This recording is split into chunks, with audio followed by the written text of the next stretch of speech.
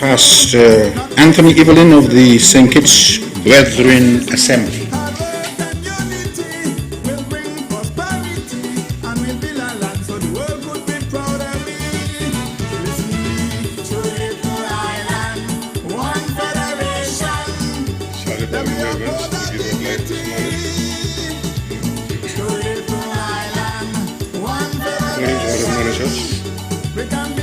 Oh, give thanks unto the Lord for his good, for his mercy endureth forever. Oh, that men would praise the Lord for his goodness and for his wonderful works to the children of men. Praise the Lord. Heavenly Father and our God, I come to thee in the Holy Spirit, to the Lord Jesus Christ, thy only beloved Son, in whom thou art well pleased, with praise and thanksgivings. We thank thee for our wakeness this morning in newness of life, in our right minds, conscious of our being and our surroundings. We thank thee for the safekeeping of our household. We thank thee for knowledge, for wisdom, and understanding. Father and our God, we thank thee for your protection during the COVID-19 pandemic, and for the safekeeping of our nation during the hurricane season thus far. We thank thee for the rain, the sunshine, and the greenness of earth. O Lord, I bring to thee the elected servant of this honorable house in their quest to serve the people of the Federation with distinction, with justice, and fairness, putting country above self, seeking your guidance in all things. I pray for the Speaker and the Deputy Speaker of the Assembly, that they will conduct the business of the Assembly in accordance with the principles, rules, and regulations with all fairness. I pray for guidance and respect for all members of this Assembly, that they will conduct themselves with prudence and in accordance with the rules, regulations, and order of this Assembly. O Lord, I pray that the matters presented and discussed today will be to the benefit of the citizens of the Federation. These things I ask with thanksgiving in our Savior's precious name. Amen. Amen. Thank you very much, Pastor Evelyn. Please be seated.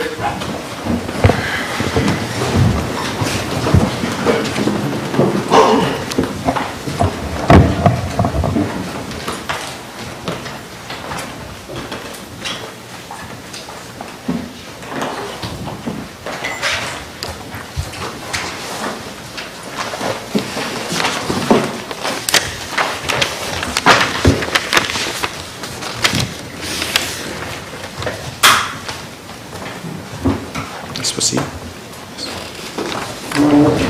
Confirmation of minutes. The minutes will be deferred to a subsequent sitting. Messages from the Governor General. There are no messages from the Governor General. Announcements by the Speaker. I do not have any announcements this morning.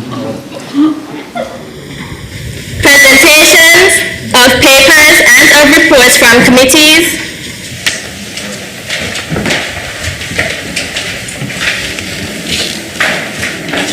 Mr. Speaker, sir, I rise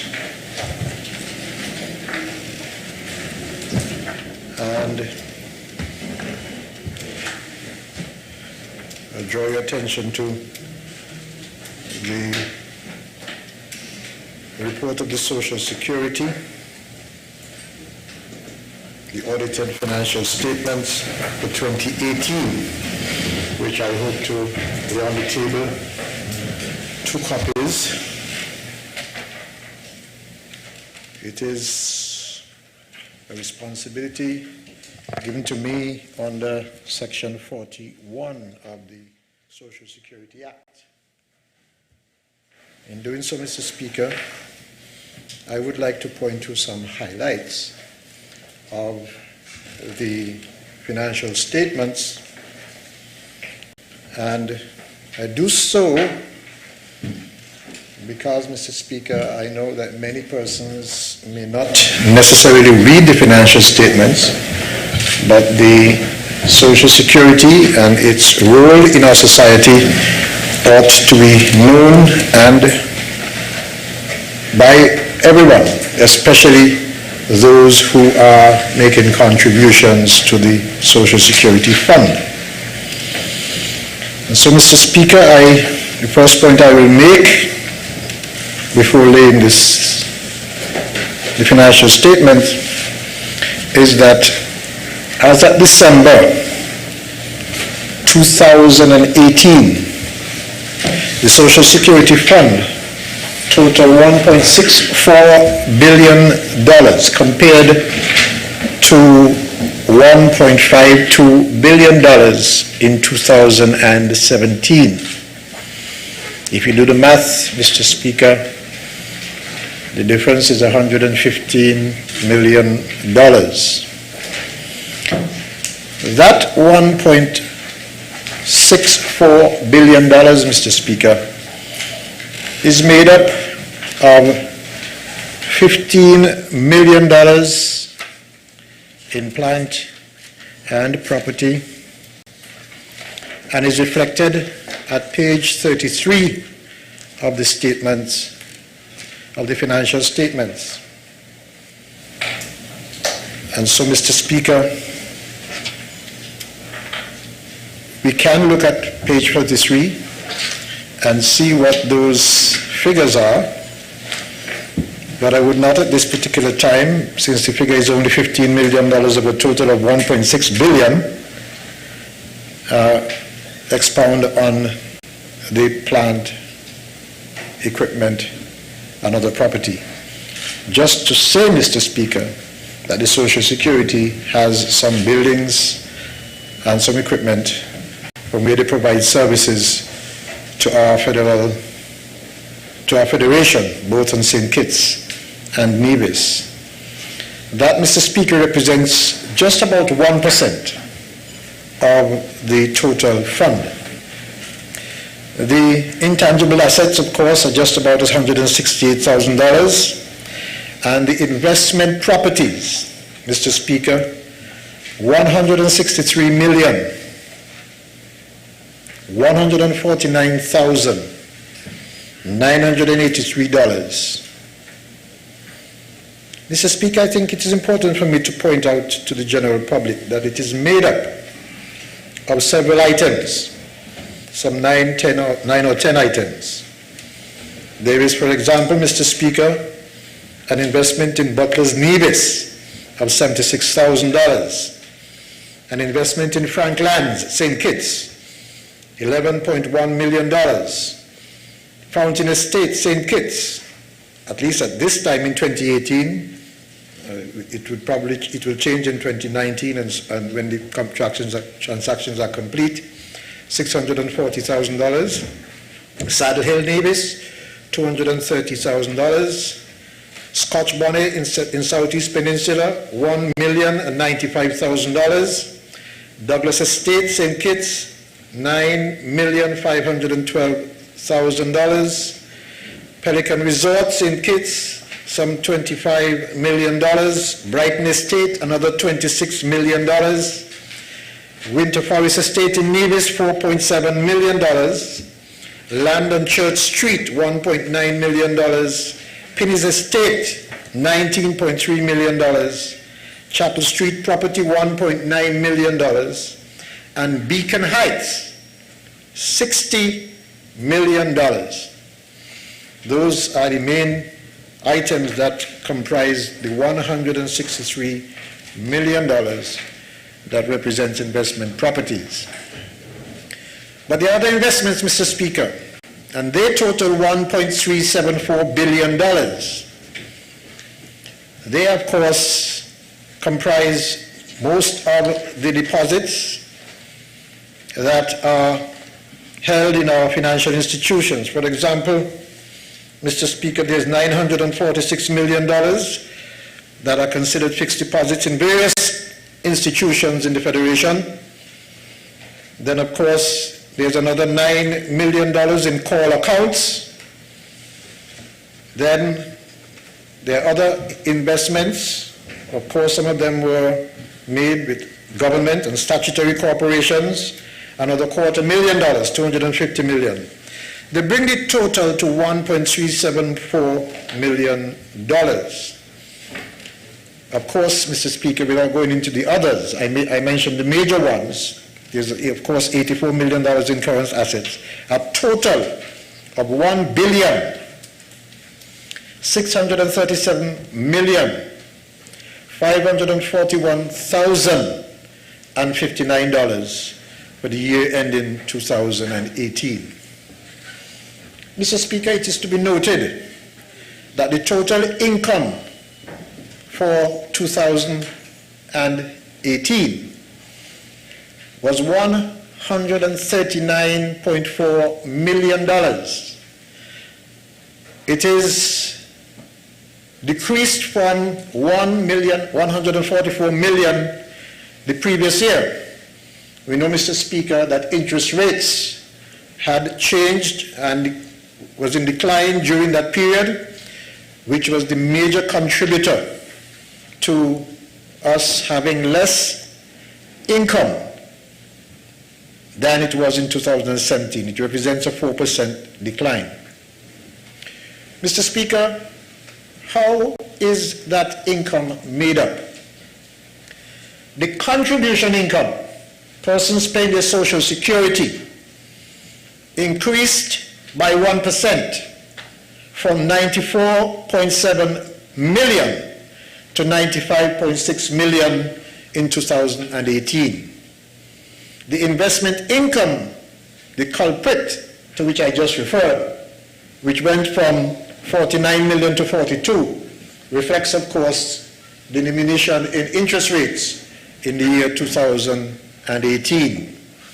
Those are the major contributors to the overall income for 2018.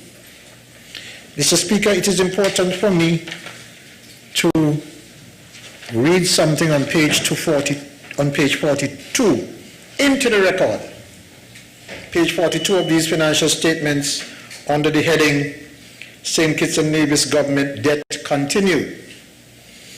It reads, Mr. Speaker, that St. Kitts Statutory Corporation in 2014, on the 15th of August 2014, the Social Security Board and the Development Bank of St. Kitts and Nevis signed an agreement to give effect to the restructuring of 8 loans.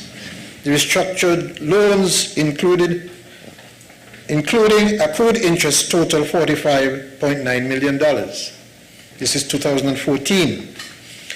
On 11th November 2014, the Social Security Board and the National Housing Corporation signed an agreement to give effect to the restructuring of 5 loans. Those restructured loans, including accrued interest, total $133.6 million. The loans in question were discounted, resulting in a total loss provision provided of $40 million with those transactions. I make the point, Mr. Speaker, merely to indicate that under the previous administration, because of the restructuring caused by what we had was national debt. You remember that whole issue, Mr. Speaker, where we had land for debt swap, where we had haircut. These, we're still seeing the effects even today of that era where we destroyed our economy through serious debt. And this is why I feel proud to be part of this administration that pledges not to take our country back on that road. And I trust that our people in St. Kitts and Nevis will not behave like the people of Israel and start to argue about where we're going and return from whence we came. So, Mr. Speaker, with those few words, perhaps too many words, I lay on the table of this National Assembly 2 copies of the financial statements for the year ending December 31st, 2018 of the St. Kitts Nevis Social Security Board. May it please you, Mr. Speaker.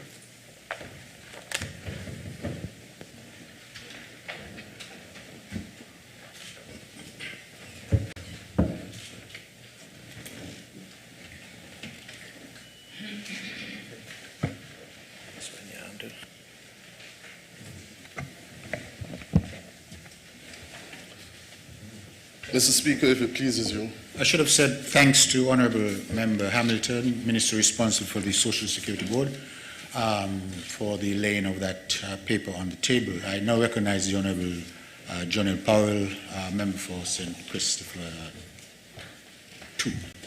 Thank you, Mr. Speaker.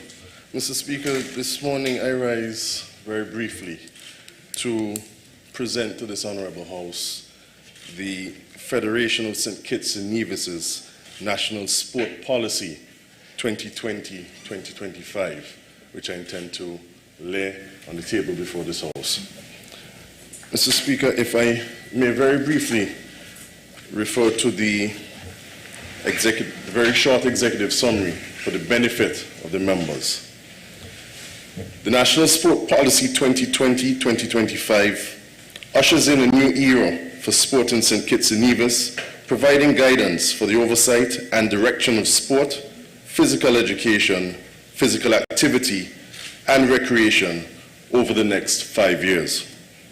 Critically, the policy is designed for all of St. Kitts and Nevis, including our children, elderly, persons with disabilities, and athletes who represent schools, clubs, and national teams. The policy reflects global standards and upholds alignment with the UN Sustainable Development Goals, while at the same time adopting a strong appreciation and value of the local context and realities of the Federation. The policy embraces the powerful medium of sport to address issues affecting youth in schools and communities, to promote healthy and active lifestyles, to support pathways for excellence, and to generate new revenue streams and economic activity for this Federation. The National Sport Policy introduces a new governance structure with the establishment of a National Sport Council that will bring together the key stakeholders in the sports sector in a collaborative effort to ensure the successful oversight and implementation of this policy.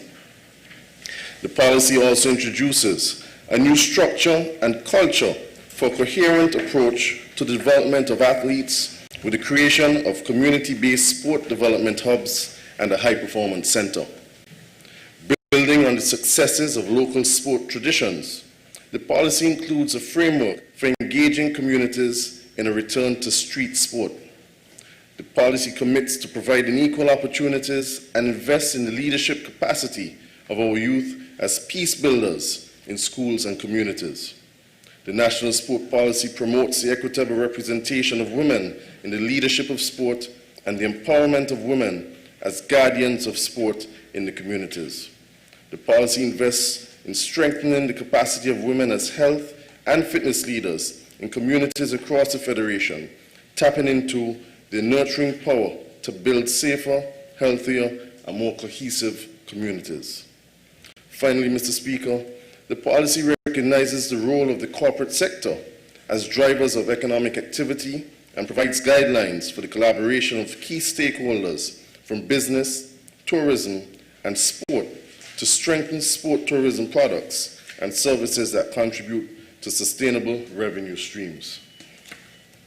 Mr. Speaker, this sport policy is something that has been discussed and talked about, but not implemented for some 15 years approximately. However, Mr. Speaker, I must commend my ministerial predecessor in the Ministry of Youth, Sport and Culture, the Honourable Member for number 5, the Honourable Sean Richards, for his leadership, his insight, his foresight in actually bringing this sport policy to fruition. And so I commend him and the team led by him.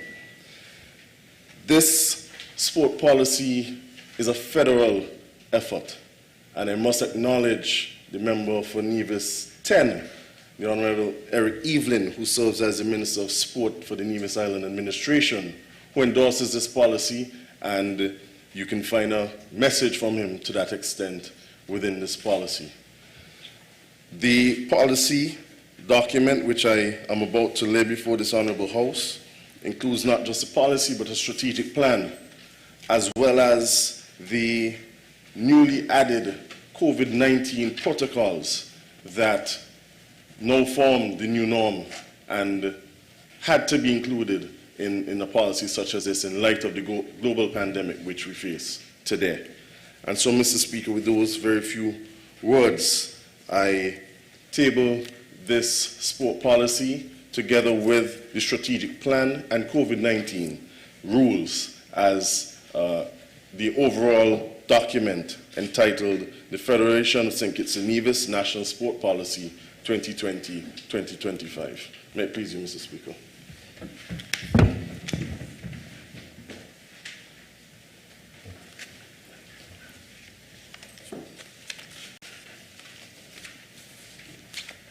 Thank you, the Honourable Member for St. Christopher 2, Mr. Jonel Powell. Any more presentation of papers? Okay, what we witnessed just now is authorized, the laying of papers is authorized through Section 16 of the Standing Orders, and I'll quickly read it for the benefit of those who would not have known it's a particular procedure for that, and it's Section 16 of the Standing Orders which state presentation of papers. 1, every paper shall be presented by a minister or the Attorney General, and its presentation shall be recorded in the minutes of proceedings. 2, such member presenting a paper may make short explanatory statements of its contents. 3, all statutory instruments which do not require the approval of the National Assembly shall be laid on the table as soon as may be after being made. And 4, all papers presented to the National Assembly shall be ordered to lie upon the table without question put, and any motion for the printing thereof shall be determined without amendment or debate. So that exercise with the laying of those 2 papers by the Honourable Ministers, we are guided by this section of the Standing Orders. Next item, please. Petitions, government notices, unofficial notices, questions, request for leave to move the adjournment of the National Assembly on matters of urgent public importance. Statements by ministers. I would have received a number of statements which will be presented by ministers and Honourable Prime Minister, the Honourable Phipps, the Honourable Bayo Nisbet, and, well, those 3 statements I would have received. I would now recognize the Honourable Wendy Phipps, Minister of State. Thank you, Mr. Speaker. With your leave, I rise to make a brief statement on the statements by ministers in my capacity as Minister with responsibility for international trade, commerce, and consumer affairs. And it has to do with the trade-related case that has recently been brought by the government of Belize against the government of St. Kitts and Nevis and the government of Trinidad and Tobago regarding imports of sugar from 2 non-CARICOM member states. I would have been officially notified of this matter by the Solicitor General, Mrs. Simone Bullen Thompson, on October 5th. The SG would have submitted to me on that date as well the e-filed originating application as well as the notice of service that was sent by the Deputy Registrar and Marshal of the Caribbean Court of Justice. I should also note that the claim had been filed at the CCJ on the 30th of September 2020 by the State of Belize. The intention is to commence proceedings against the 2 countries stated, which are St. Kitts and Nevis, as well as Trinidad and Tobago, pursuant to 1, Articles 211, Subsection 1, Part A, Article 213 and 216 of the revised Treaty of Chaguaramas, and Article 12A and B, and Article 16 of the agreement establishing the Caribbean Court of Justice, and Part 10 of the Caribbean Court of Justice originating jurisdiction rules 2019. For ease of reference to the general public, I wish to state that Belize is essentially accusing St. Kitts and Nevis, along with Trinidad and Tobago, of importing sugar from Guatemala and Honduras without application of the common external tariff on these goods. In other words, the state of Belize alleges that St. Kitts and Nevis has allowed these imports from Guatemala and Honduras to occur without the necessary taxes being paid, as befitting goods that are not produced in CARICOM. The period in question is from November of 2018 to June of 2020, during which time Belize has alleged that our federation has imported some 975 metric tons of sugar imports from Guatemala and Honduras free of duty. Mr. Speaker, at this point, I wish to remind the general public of a few key facts which we should all bear in mind. 1, the government of St. Kitts and Nevis does not import sugar into the Federation.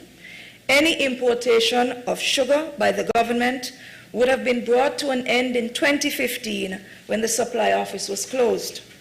And the second point I wish to remind us all is that all sugar imports into our federation would have been based on trading arrangements being entered into by the private sector, specifically wholesalers and retailers and their overseas suppliers. Moreover, Mr. Speaker, I wish to assure the public that on the very day that the case was filed, the case was brought to my attention by the Solicitor General, which is October 5th, as I stated earlier. I would have instructed our Director of Trade in the Ministry of International Trade, Mr. Sean Lawrence, to immediately begin an investigation with the Customs and Excise Department in terms of gathering data on all sugar imports over the past 3 years. The Ministry is eagerly awaiting the submission of this report, which obviously will form a critical part of the defense of the case that has been brought by Belize. And finally, I wish to assure the public, Mr. Speaker, that as Minister with responsibility for international trade, I will continue to provide the people of our Federation with updates on this trade matter as the case develops. May it please you, sir. Thank you, Honorable Wendy Phipps. Yes, I recognize the Honorable Member for St. Christopher 3, Aquila Byron Nisbet. Thank you, Mr. Speaker. And Mr. Speaker, with your leave, I just rise to give brief remarks as Minister with responsibility of health. As we are aware, each year worldwide we stop in the month of October to bring awareness to and support breast cancer and related conditions. The Ministry of Health, along with the various cancer societies, do our part to be able to reach persons living with or persons who are at risk for being diagnosed with breast cancer. Mr. Speaker, we understand that early detection through screening and effective treatment options will be the most effective in terms of saving lives. Globally, there are about 1.38 million new cases of breast cancer each year, with about 458,000 deaths being recorded. Mr. Speaker, right here in St. Kitts and Nevis, our statistics tells us that we have been seeing 179 new cases of breast cancer within the last 10 years. The incidences continues to increase.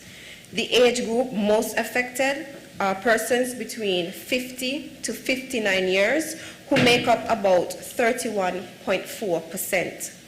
There have been 84 deaths due to breast cancer between the years 2008 to 2017, and breast cancer has the highest incidence of all cancer in women in the past 10 years at about 35.4%.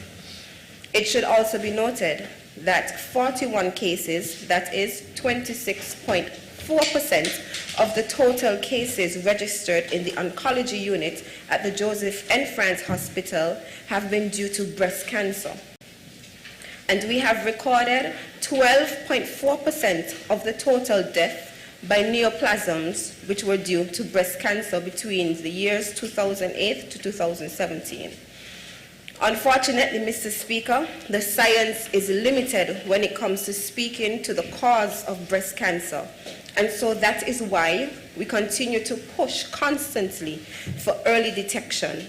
And it was noted also by the American Cancer Society that when breast cancer is detected early and it is in the localized stage, then the 5-year relative survival rate is about 99%. We therefore urge women and men, as well as there have been cases of men with breast cancer, to begin to practice doing a monthly breast self-exam and ensure that you schedule regular clinical breast exams and mammograms. According to Johns Hopkins Medical Center, 40% of diagnosed breast cancers are detected by women who feel a lump. So establishing a regular breast self-exam is very important. The fact, therefore, should encourage all of us to begin to do our monthly exams. Mr. Speaker, we at the Ministry of Health are doing our part with our very own oncologist, Dr. Marissa Grant-Tate, providing free breast examinations to various businesses and organizations during the month of October in a campaign that we have dubbed Meet the Girls. We are encouraging all women to commit to regular breast exams and to get to know your girls on a more personal level. When you get to know your girls, you are able to more quickly identify when something is not right. You would detect a lump early. This campaign is directed towards women, but I would encourage you to get to know your fellas. Let me put it that way for you. Quickly identify when something is not right. You would detect a lump early enough to be able to get a proper checkup or diagnosis from your doctor. I am therefore encouraging as many businesses and organizations to sign up and be certain that the women within your business and organization receive a free breast exam and learn how to perform their own self-exam. Mr. Speaker, I would also encourage women to visit their health centers, the ones closest to you, and meet with one of our community nurses as well, who will be able to provide that self-exam and teach you more on how you'll be able to perform your own self-exams at home. Mr. Speaker, the Ministry of Health will continue to work closely with the various cancer societies and foundations as we all work together to bring awareness to and support for breast cancer and for women and men who are living with breast cancer. I will also at this point like to encourage persons to tune in to ZIZ this evening at 8:30 p.m. to be part of a live panel discussion where we will be talking about cancer and the COVID-19 pandemic. This is a collaboration between the Essence of Hope Breast Cancer Foundation and the Ministry of Health. And so once again, I just want to encourage persons to be able to conduct your self-exams to ensure that you're able to detect breast cancer early enough, and to encourage persons to show support for persons living with breast cancer as well. May it please you, Mr. Speaker. Thank you, the Honorable Akila Byron Nisbet. I recognize the Honorable Prime Minister to make what I would believe to be a number of statements. Thank you, Mr. Speaker. I want to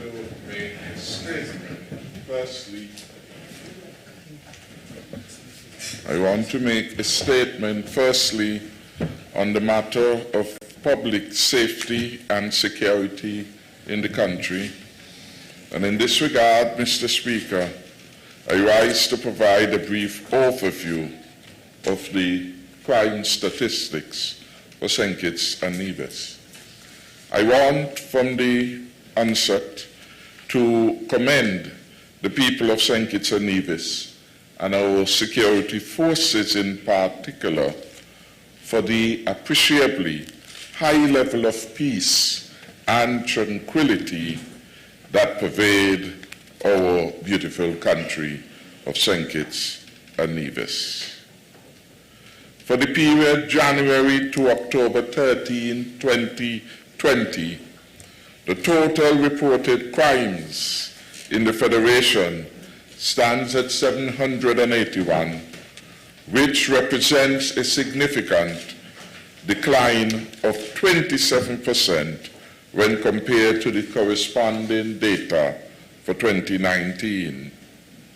This reduction, I am advised by the Commissioner, comes against a backdrop of a significant decline of 404 crimes, or 27% reduction achieved in 2019 when compared to 2018. So in 2019, crime and major crimes in the country fell 27%. For 2020, over the comparative period up to October 2013, we are seeing a similar significant reduction. This, of course, must be good news for all lovers of St. Kitts and Nevis, as we are seeing a trend of declining crimes year on year. Our country then is safer thanks to the sound policy and hard work of our government, the security agencies, the judiciary, and of course the people of St. Kitts and Nevis. The diminution in gang conflict as a consequence of the peace initiative, our build-out of the Explorers Club, and more effective policing that is intelligence-driven are among the various factors responsible for the dramatic success we are now observing, experiencing in law and order. I want to give some highlights of these statistics.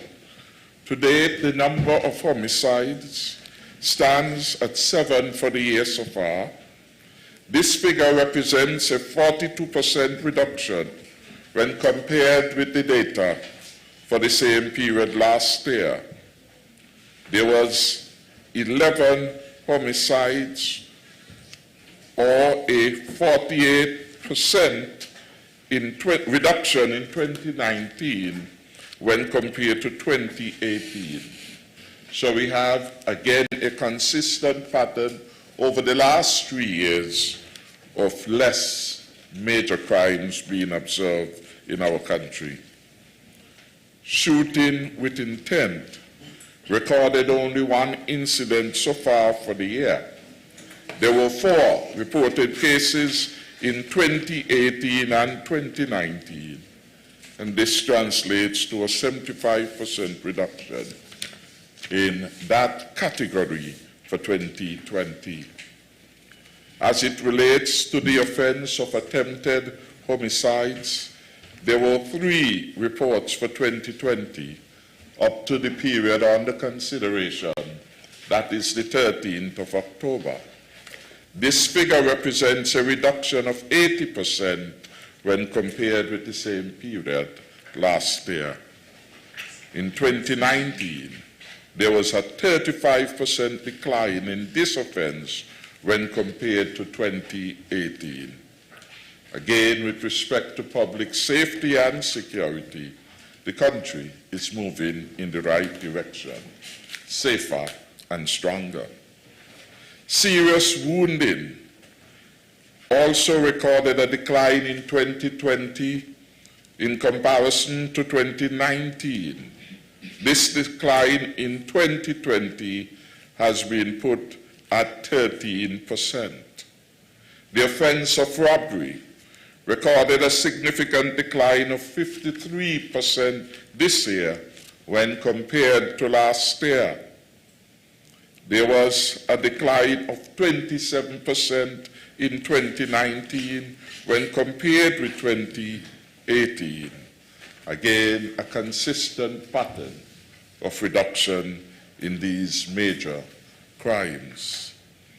Sexual offenses also recorded a reduction of 20% when compared to the same comparative period of 2019. In 2019, the figure went up relative to 2018, so we are happy to have recognized a significant reduction in these dastardly crimes. The detection rates for the four major categories of crimes for 2020 are reported thus: homicide 57%, sexual crimes 73%, serious wounding 72%, robberies at 42%. The overall detection rate is 35%. And so, Mr. Speaker, the scorecard on major crimes provides the hard evidence that we are making progress in law and order. And yet, we are the first to admit we still have a journey to go. The Federation is experiencing significant improvement in law and order, safety and security, and we must never become complacent. I appeal to all of us to do what we can to deliver the stronger and safer future. And I want to thank those at the front line of our crime-fighting efforts, our police, our defense force, and all other entities engaged in disrupting the commission of crimes and violent incidents in particular. I want to commend them. I want to commend also the parents who have allowed their young children to become part of the most dynamic youth organization set up in St. Kitts and Nevis in recent memory. Our Explorers Club now boasts just about 1,000 young people being enrolled and delivering a program that helps our young people to live in peace with one another and to live in a very amicable way with law enforcement officers who are providing the leadership in this particular arena. Equally, I commend those of our citizens who came forward very early to, as it were, conceptualize and to assist with the implementation of our peace initiative, which in a large way has been responsible for the disruption of the violence that we had hitherto seen, which largely had been intergangs. I want to commend those who had come from our schools, our guidance counselors, our bankers, our pastors, our security forces. Some 4 of them in the high command of the force undertook to personally invest in ensuring that the long, sad history of intergang rivalry and violence and homicides would come to an end. They have given yeoman service of which our country must be proud. So I commend them all. I commend the parents who are talking more with their children, encouraging them to pursue an alternative pathway.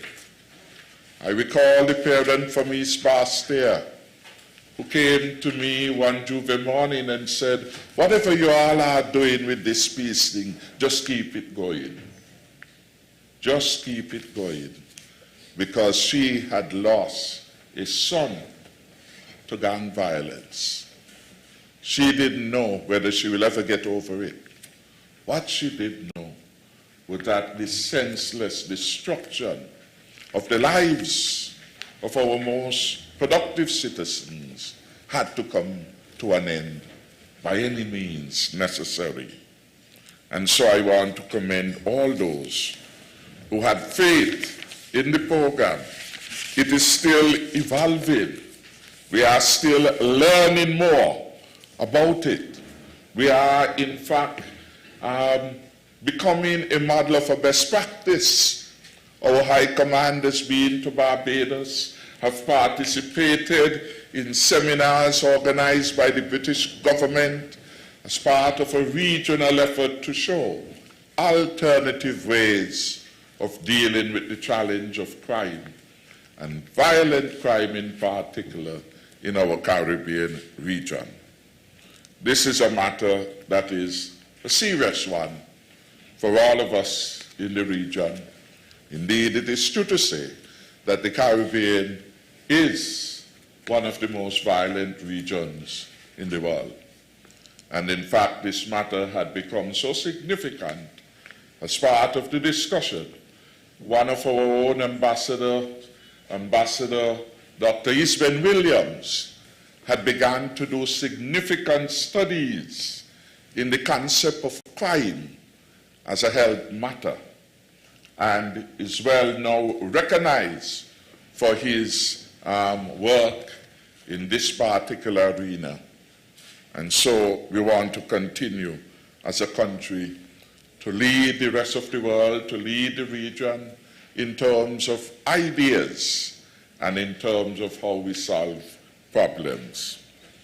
The second matter, Mr. Speaker, I wish to report on is largely to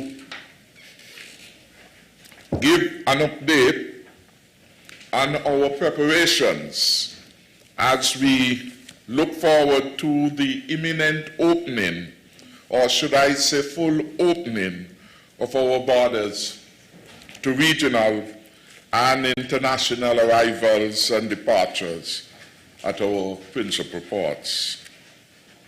I gave a brief situational analysis with respect to COVID-19, and we put into context that the borders were closed for health reason.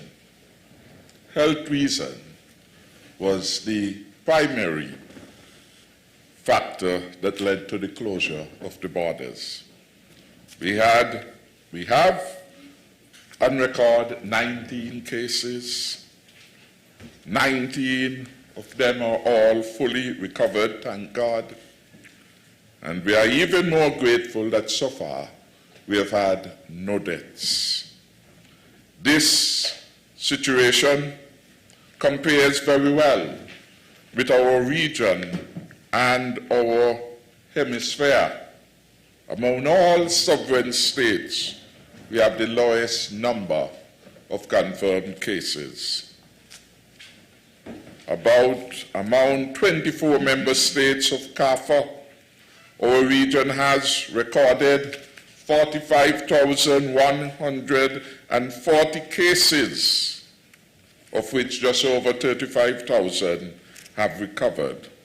And regrettably, we have had within the region 899 persons who have died as of October 12, 2020. Regarding the efforts at reopening our borders and, in fact, the readiness of our hotels, can report that conversations between the hotel operators and the officials in the task force, and in particularly those involved in the Ministry of Health, those discussions are ongoing with a view to ensure that when the 31st of October comes, every critical stakeholder who will be participating will be able to do so in a manner that minimizes risks to their employees and to their guests. 2 stakeholder meetings were convened with the managers of branded hotels on Thursday, October 1st, and on Thursday, the 8th, 2020. These stakeholder consultations continue this week. The Ministry of Tourism and the tourism authorities and core members of the COVID-19 task force have scheduled site visits to the properties of the branded hotels. These would be the main hotels participating in the initial phase of opening up. What are these branded hotels? Four Seasons and Nevis, Marriott and St. Kitts, Koi at Hilton and St. Kitts, Park Hyatt and St. Kitts. Those are principal, the branded or franchised properties and islands. And they have conducted a site visit on the 14th at Park Hyatt. Today they are on the island of Nevis, visiting the Four Seasons, Wally Beach Hotel, and Marriott Hotel. The site visit for Koi Resort will take place on October 16th and at Royal St. Kitts on Saturday the 17th. What are the objectives for these site visits? One, to discuss the list of services which will be offered to the high-risk tourists. Who are high-risk tourists? Anyone traveling from a destination that is not part of the CARICOM bubble. Anyone coming from the United States of America, China, the United Kingdom. In fact, anywhere except the 8 countries within the CARICOM region that constitute the CARICOM bubble. Those guests will be considered high risk. And so there needs to be a determination what it is they will do when they come on the property, when they enter our country.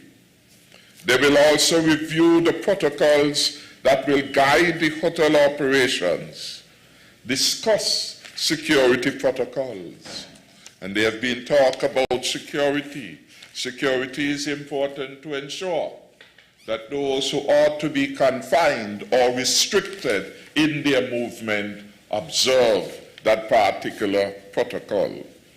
The honor system has not worked well in our context in terms of issues of quarantine and isolation, and therefore there has been a need to bring the security on board to enforce these quarantines or these restrictions. And then there will be discussion with respect to the concierge services to be provided at the hotel. The goal is to evaluate or assess the protocols and the package of services that will be offered to the high-risk tourists, because we must ensure that these services can be offered with the minimum risk of COVID-19 outbreaks on our hotel properties. That is why we are doing this. In contrast, if you're coming from a country designated as low risk, part of the bubble, and you have your negative test and entry, you are allowed the benefit to move around in the country. The goal is, again, to ensure we minimize risk. As we open up to the rest of the world, and as we open to allow for more business, activity to take place in the country, we want to do it with minimal risk. We want to do it in a manner that keeps our country safe. Turning now to works at the Robert Llewellyn Battery International Airport. I am advised by the chairman of SCASPA that we are making steady progress. And he has advised me that the welcome center, the arrivals welcome center, is now 70% complete. that the arrival hall, the immigration area, is 90% complete, partition already erected, with only 2 sets of doors left to be installed. The medical screening room that has been established or set up at our hospital, that is already sorted and nigh 50% complete. What we have done there at the airport, we have transformed what hitherto was a VIP lounge into the medical screening room. The medical center has also been established apart from the screening. So if the screening goes awry, something untoward is developed, you're then transferred into the medical center for isolation for further tests. That, I am advised, is 75% complete. The civil works, including the sewage plant infrastructure, 80% complete. In sum, SCASPA is confident that they shall be ready for the opening on October 31st, and they are still on target to complete on August 26 those transformations that are required at our airport.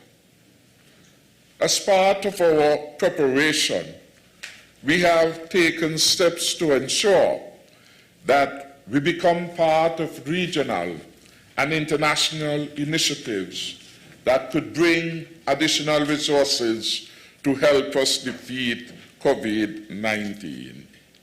And in this regard, on September 10th, I participate in the inaugural meeting of the Access to COVID-19 Tools branded accelerator ACT-A Facilitation Council as a government member representing the CARICOM community.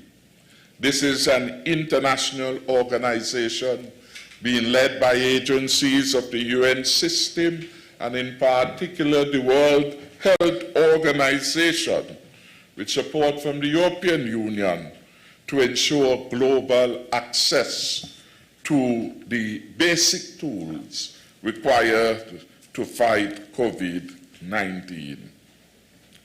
Act A is a groundbreaking international collaboration that has 4 pillars or tools. We have to have the right diagnostics. We need treatment. We need vaccines. And we need to strengthen health systems. Those are the 4 pillars considered universally applicable if we are going to fight and defeat COVID-19. The overall goal of the Accelerator Facilitation Council is to speed up an end to the pandemic by supporting the development and equitable distribution of the tests, treatments, and vaccines that the world needs to reduce mortality and severe disease, and to very quickly restore full societal and economic activity in the near term, while facilitating a high level of control of COVID-19, of the COVID-19 disease in the medium term. Short term then, we want, as it were, to reduce death, severe disease, and of course to get our economies opened back up as soon as possible. Ultimately, from all the predictions, not ultimately, but from all the predictions we face, the expectation is that COVID-19 will be with us for the foreseeable future. COVID-19, for sure, will not adjust to us. We must adjust to COVID-19. And that is why we continue to remind our people, day after day, week after week, month after month, it is not over. Do not let your guard down. Common sense approach to a health pandemic. Wear your mask. Practice frequent hand hygiene. And observe social and physical distancing. Avoid the parties in the rough and tumble, whether they are privately held or in public spaces. Avoid them. It makes no sense to go to them and say, Lord, over there was bad. Makes no sense. From the time you go to any of those places of entertainment, the bars, the restaurants, you see them crowded. Go fast. Go fast. It is a common sense approach of self-empowerment against a major challenge that has impacted the world everywhere. Over 38.2 million people and counting have been infected by COVID-19. Significant reduction. In our OECS region, we are saying that our economies would decline an average by about 15%. The most significant and dramatic fall in economic activity in the last perhaps 50 years.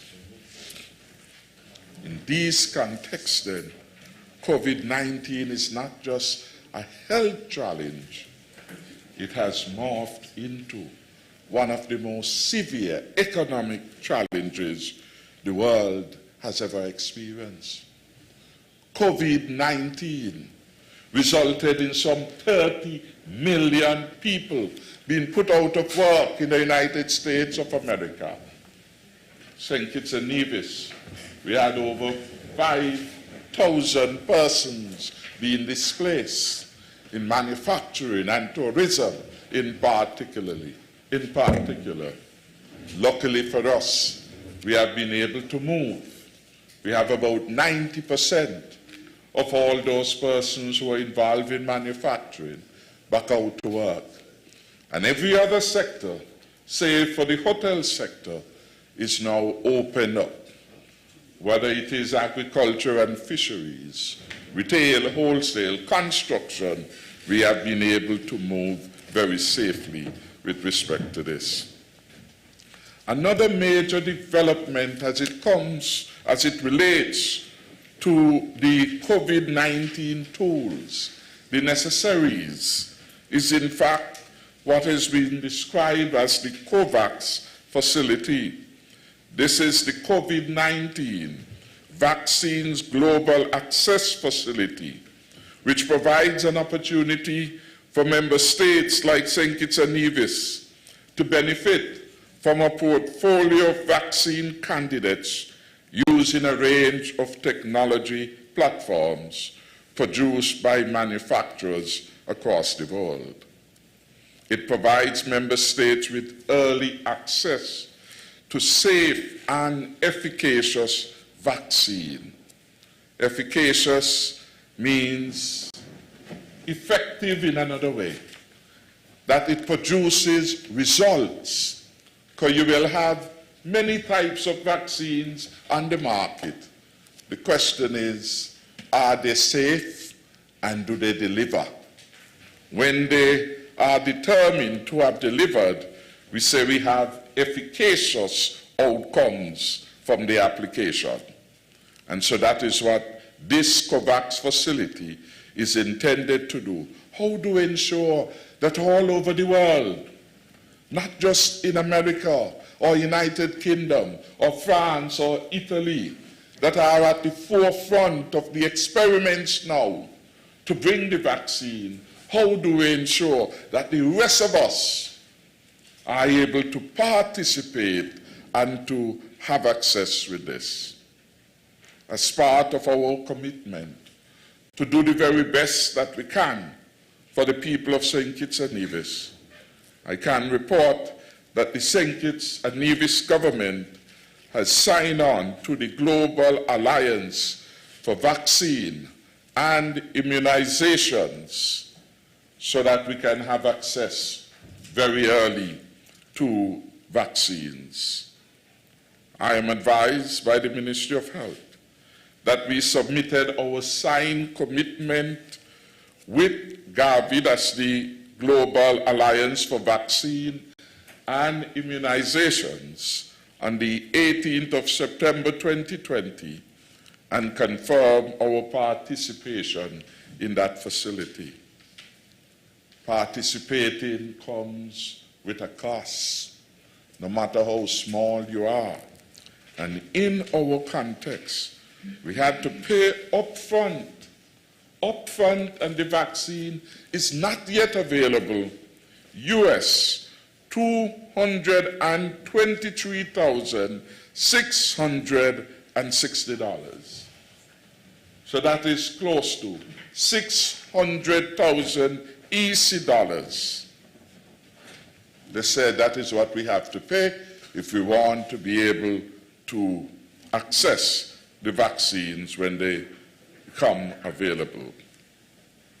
Fortunately, through good lobbying efforts, we have been able to get CARFA to pay $96,163 of this amount on behalf of the Federation, and the government has paid the remainder of that amount, US $127,497, $127,497.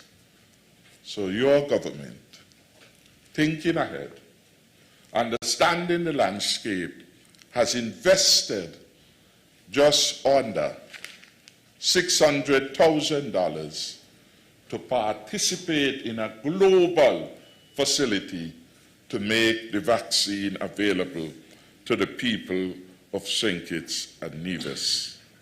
We are putting your health first. The final matter with respect to our preparations for the opening of the country on the 31st October, to which I want to make mention, is the COVID-19 app.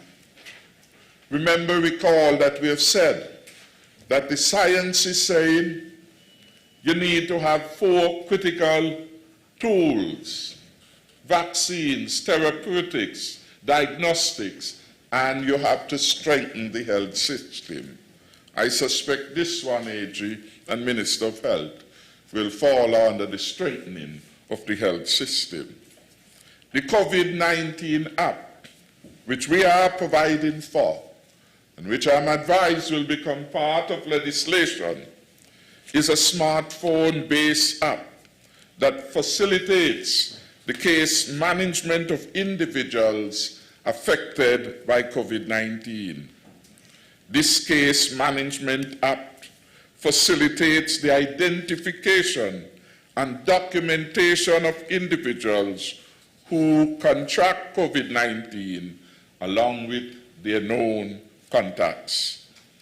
It will capture the relevant demographic data and ongoing health status changes of these individuals in almost real time. So through that app, they can know if your temperature is rising, your condition has worsened, or there has been improvement. They can know where you're at also. It allows for almost real-time communication between affected individuals and the public healthcare team.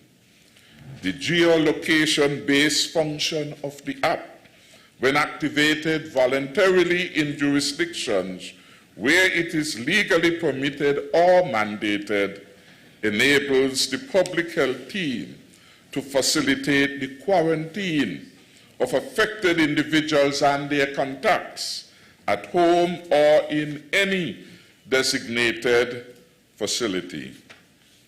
The function allows the public health officials to monitor whether the individuals and their contacts have traveled or ventured outside their designated site of quarantine and to promptly initiate corrective measures.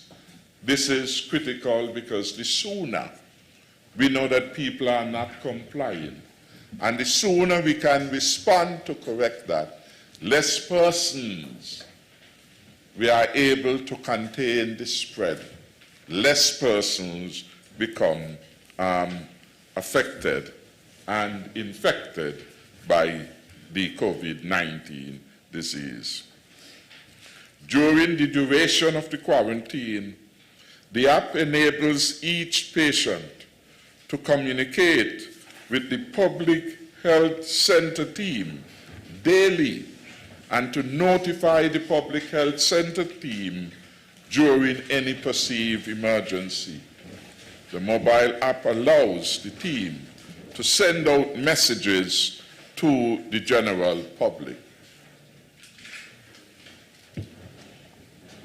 The last matter in that realm, Mr. Speaker, is one of legislation.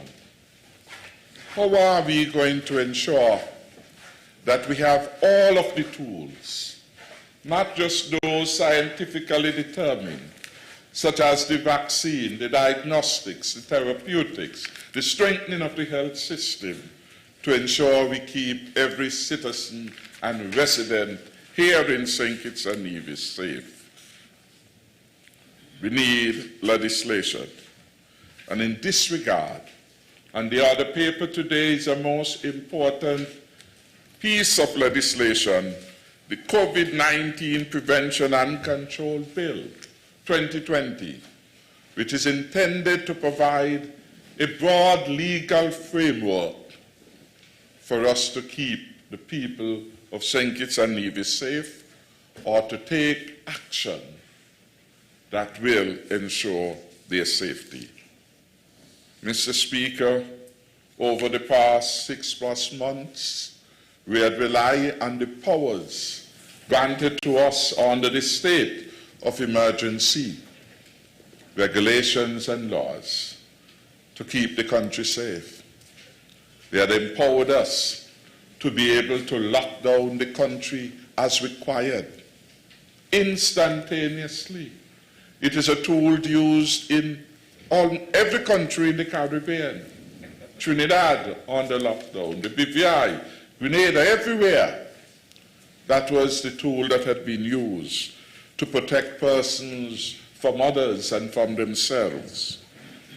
State of emergency, matter the Attorney General will perhaps deal with. There was a legal challenge, I'm advised, put by those opposite. And this critical tool in the fight against COVID-19, I gather the court heard the matter today.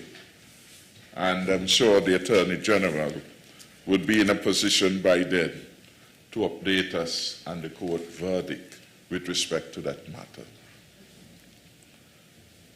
My sound mind tells me that every country, and St. Kitts and Nevis is no less, must have all, not some, all of the tools available to ensure that it can defeat COVID-19.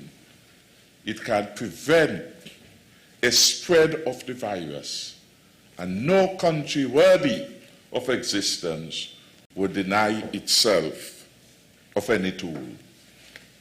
The government I lead will not shirk its responsibility to keep the people of St. Kitts and Nevis safe and secure. And every tool that we can have, we will bring on board to help us to do so. Whether or not it becomes necessary to use them is a different matter. But we must never be found wanting. And we hope, and I hope, that every resident and every citizen will so conduct and behave himself or herself that by their own actions we can all rest assured that our country is safe. There is no need for policing. There is no need for lockdowns again.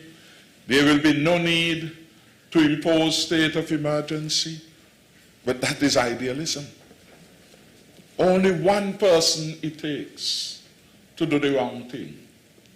Only one person it takes who knowingly and even unknown to himself or herself have the COVID-19, go into our schools, go into our buses, go into our hotels, go to bars there, and we will be in a very sad position. That is why we cannot afford to deny ourselves any of the tools that will keep our country safe.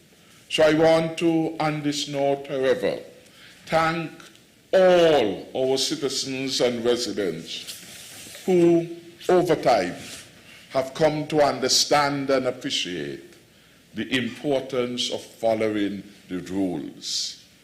The rules, the protocols, by whatever name called, are intended to help us to survive, to live well, even in the context of one of the most dangerous pandemics, COVID-19, that we have witnessed. So all those who are wearing the mask, I looked out in the gallery and I see all except one, wearing the mask, which is a good thing, because there will not be perfection, but we must strive to it. And to the extent that we understand that we ought to observe these things, Mr. Speaker, particularly in public setting, then the better for us. And so I want to compliment the public, compliment the police, because they've had the difficult job of, as it were, imposing upon people what instinctively, for their own survival, they ought to do. And of course, they will get a couple unpleasant words, but I want to thank them for being firm and to appeal to them. No mask, no entry on the public transportation.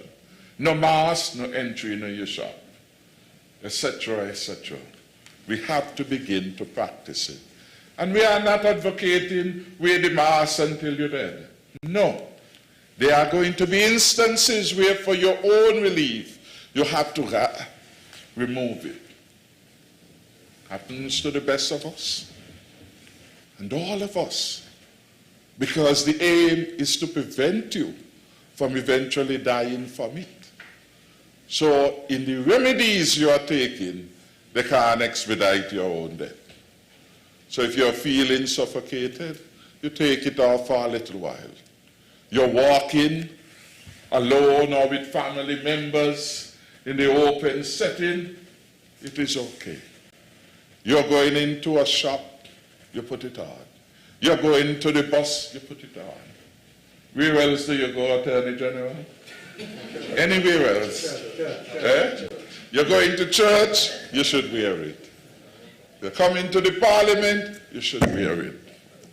And as needs be, for your own comfort and peace, you remove it. And if you have special conditions, the regulations that we have implemented made exemption for people with underlying health conditions, and they are exempted from wearing it. So we are being very, very reasonable. Again, on that note of reasonableness, I thank you, Mr. Speaker, for enduring me to make a public statement on this critically important matter. Thank you. Thank you, the Honourable Prime Minister and member for St. Christopher 7. Yes, I recognize the Honourable Attorney General Vincent Byron Jr. with a statement by a minister.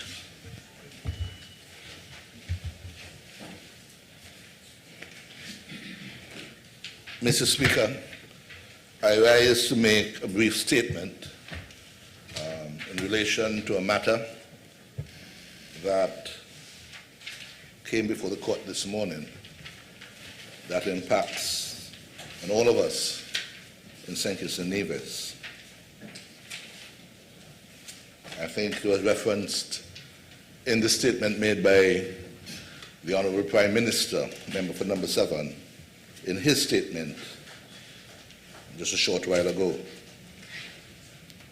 Mr. Speaker, claim number SKB 8CV 2020-90 references Marcel Alaibad et al. Versus the Attorney General of St. Kitts and Nevis and ZIZ Broadcasting Corporation. Mr. Speaker, the claimants in this matter were Marcel Alaibad, Congress Maynard, and the Right Honorable Dr. Denzel Douglas, as representatives of the St. Kitts Nevis Labour Party, filed an originating motion seeking 4 declarations by the court. They also filed a notice of application for interim relief pending determination of the originating motion. These, along with supporting affidavits, were served on the Attorney General as representative of the state as the first defendant, and on ZIZ Broadcasting Corporation as second defendant on nomination day, 27th of May. The court set down the matter for hearing for the next day, Thursday, 28th May at 10 a.m., some 8 days before Election Day on the 5th of June of this year. The claimants asked the court to make some 4 declarations and to put in place an interim injunction restraining the various agents of the state and ZIZ until the determination of the case. The declaration sought to declare that the resolution passed in this Honorable House, the House of Assembly, to extend the state of emergency under the Constitution to fight the coronavirus pandemic was null, void, and of no effect, and that the emergency powers regulations, COVID-19 number 7, published on the 8th of May, were implemented in a discriminatory fashion so as to give the ruling party an unfair advantage against the Labour Party.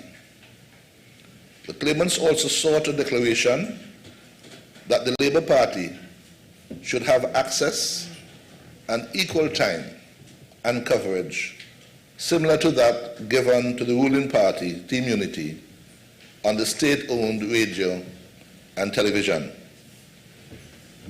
Today, Mr. Speaker, at 9 o'clock, His Lordship, Mr. Justice Trevor Ward, QC, handed down the judgment of the High Court in this matter. As regards the challenge to the resolution extending the state of emergency, the learned judge ruled that the effect of Section 19, Subsection 7 of the Constitution, which provides that a resolution of this House passed in relation to a state of emergency shall remain in force for 12 months or such shorter period as specified in the resolution, and the proviso which permits the extension of such resolution is that the resolution ends on expiration of the time specified in the resolution, if any, or if no time is specified at the expiration of 12 months. The effect of the ruling this morning, Mr. Speaker, is that the state of emergency has been and remains in place. As regards the implementation of the emergency regulations, the learned judge found that the police took an even-handed approach to the implementation of the emergency regulations. He found that the evidence put forward did not establish discrimination on the part of the police against the claimants. And as regards ZIZ, during the course of the matter, a consent order had been signed and agreed to by the parties on the 29th of May during the course of the trial of the application for interim injunction. And ZIZ gave an undertaking which granted to all nominated candidates or their political parties free and paid airtime on ZIZ. The court in its judgment, however, agreed that the claimants should have had access to ZIZ prior to the giving of the undertaking. That is, from the dissolution of the Parliament. Mr. Speaker, it is noteworthy that no damages have been awarded by the court, and the court made no order as to costs, and each party has to pay its own costs. Mr. Speaker, while the claim was brought in the heat of an election campaign, this judgment today has implications for our country as we continue to mount a response to the COVID-19 pandemic. The resolution for a state of emergency was intended for a period up to 6 months, which expires on 18th of October, that is Sunday coming. The Honorable Prime Minister, the member for number 7, has signaled to this Honorable Parliament a short while ago that there will be the opening of the borders of St. Kitts and Nevis on October 31st. You would also note, Mr. Speaker, that the order paper, as has been circulated, refers to a first reading today of the COVID-19 Prevention and Control Bill, as well as consequential amendments to 2 other bills that is on the order paper for first reading today. That is the National Disaster Management Act and the Public Health Act. Mr. Speaker, as we work to open the borders on the 31st of October, and as the current regulations and the state of emergency come to an end on the 18th of October, on Sunday coming, it will be necessary to extend the state of emergency for a short window until this COVID framework that is before this House is properly in place to continue to protect our people. It will be also necessary, Mr. Speaker, to extend the current emergency period's powers regulations to give our task force the tools they need to continue to do their work as we speak. Mr. Speaker, during the course of the day, as we table for first reading the bills that are there, COVID-19 Prevention and Control Bill, the amendment to the National Disaster Management Act, and the amendment to the Public Health Act, we would also signal the manner in which we will be extending the state of emergency. May it please you, Mr. Speaker.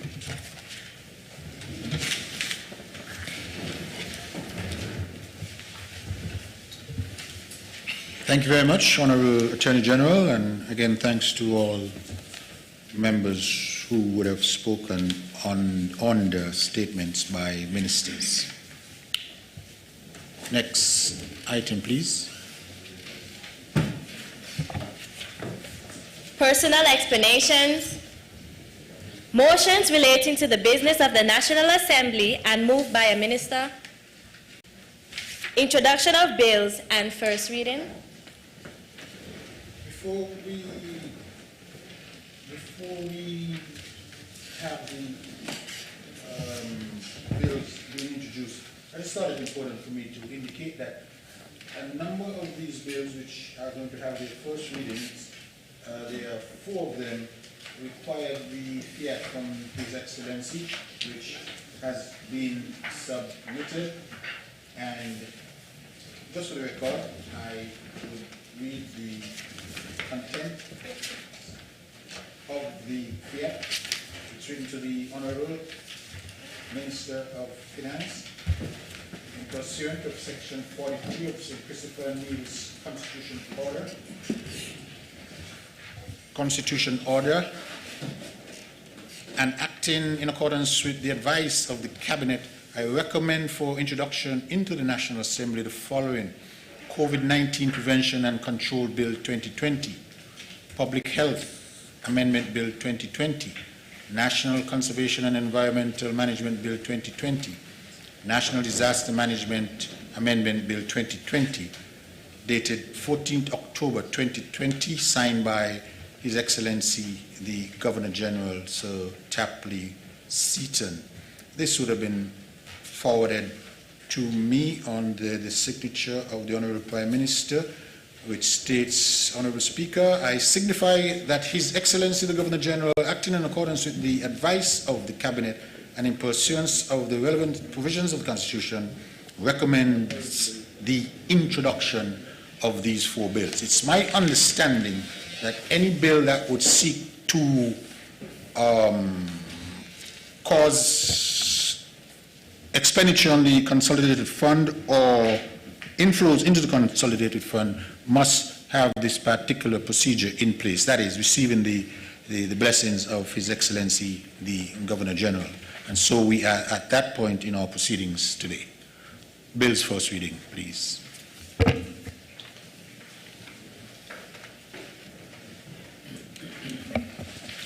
Mr. Speaker, I rise with your leave, and on this occasion it is to introduce and to have read for the first time the St. Christopher and Nevis Mutual Exchange of Information in Taxation Matters Amendment Bill 2020.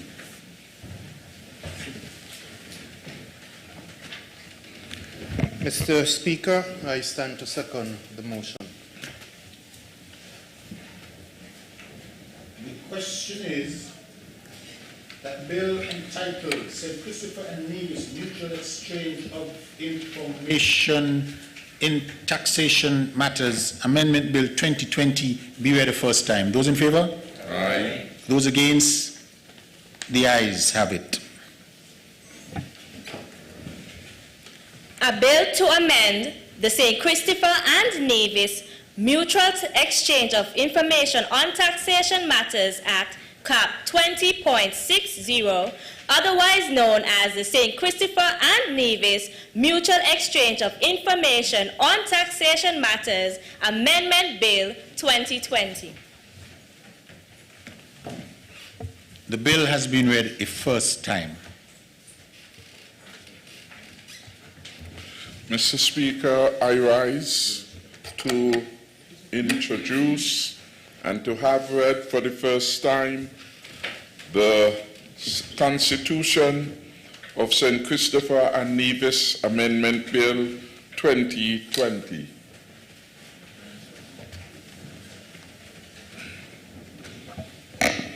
Mr. Speaker, I rise to second that motion.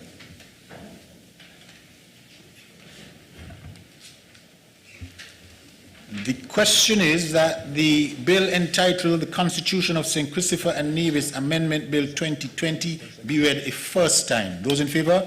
Aye. Those against? The ayes have it. A bill to amend the Constitution of St. Christopher and Nevis to reduce the number of years of residency that would qualify a person for citizenship, otherwise known as the Constitution of St. Christopher and Nevis Amendment Bill 2020. The bill has been read a first time. Mr. Speaker, with your leave, I rise to introduce and to have read for the first time the St. Christopher and Nevis Citizenship Amendment Bill 2020.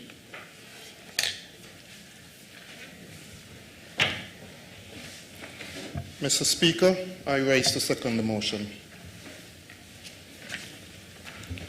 The question is that the bill entitled the St. Christopher and Nevis Citizenship Amendment Bill 2020 be read a first time. Those in favor?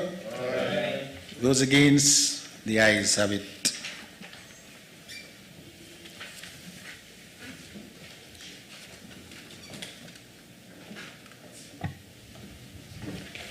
A bill to amend the St. Christopher and Nevis Citizenship Act, Cap 1.05, otherwise known as the St. Christopher and Nevis Citizenship Amendment Bill 2020. The bill has been read a first time. Mr. Speaker, on this occasion, I rise with your leave to seek support for the introduction and first reading of the bill entitled National Disaster Management. Did you hear all of that, Mr. Speaker? I rise to have introduced and read for the first time, Mr. Speaker, the bill entitled the National Disaster Management Amendment Bill 2020. Mr. Speaker, I rise to second the motion. The question is that the bill entitled the National Disaster Management Amendment Bill 2020 be read a first time. Those in favor? Aye. Those against? The ayes have it.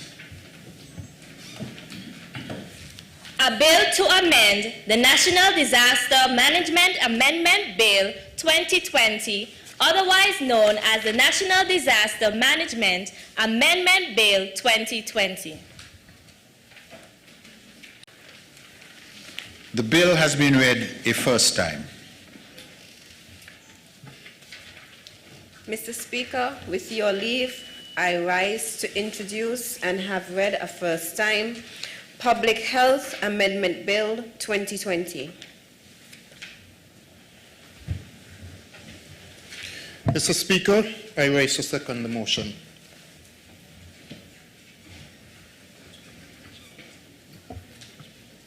And I believe this should be your maiden introduction. No? I'm sorry, I withdraw.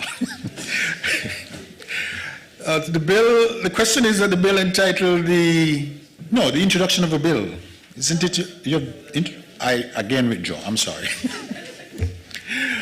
The question is that the bill entitled the Public Health Amendment Bill 2020 be read the first time. Those in favor? Aye. Those against? The ayes have it. A bill to amend the Public Health Act, Cap 9.21, otherwise known as the Public Health Amendment Bill 2020. The bill has been read a first time. Mr. Speaker, with your leave, I rise to introduce and have read for the first time COVID-19 Prevention and Control Bill 2020. Mr. Speaker, once more I rise to second the motion.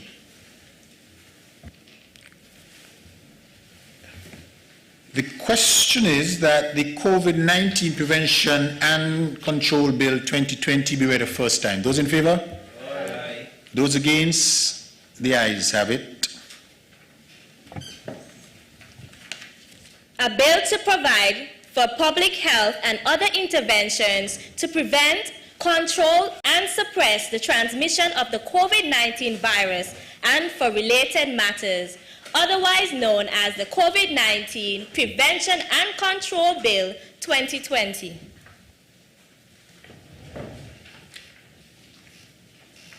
The bill entitled the COVID-19 Prevention and Control Bill 2020 has been read the first time.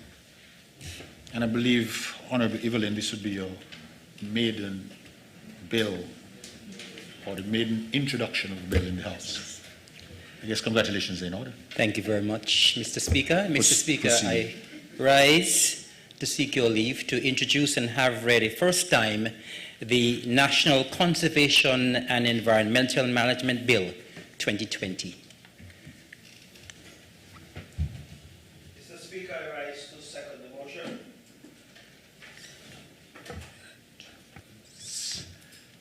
The question is that the National Conservation and Environmental Management Bill 2020 be read the first time. Those in favor? Aye. Those against? The ayes have it.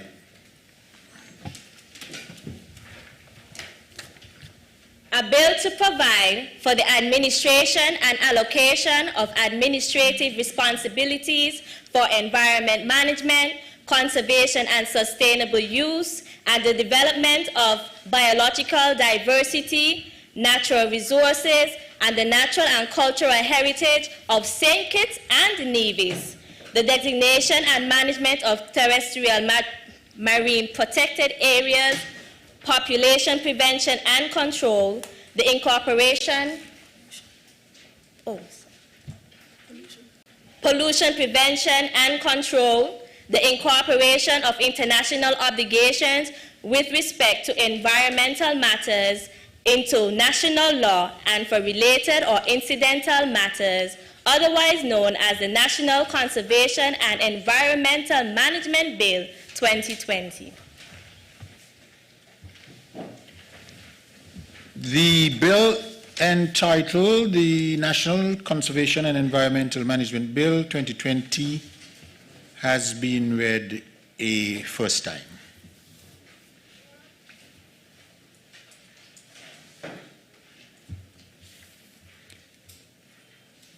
Next item, please. Public business bills, second reading.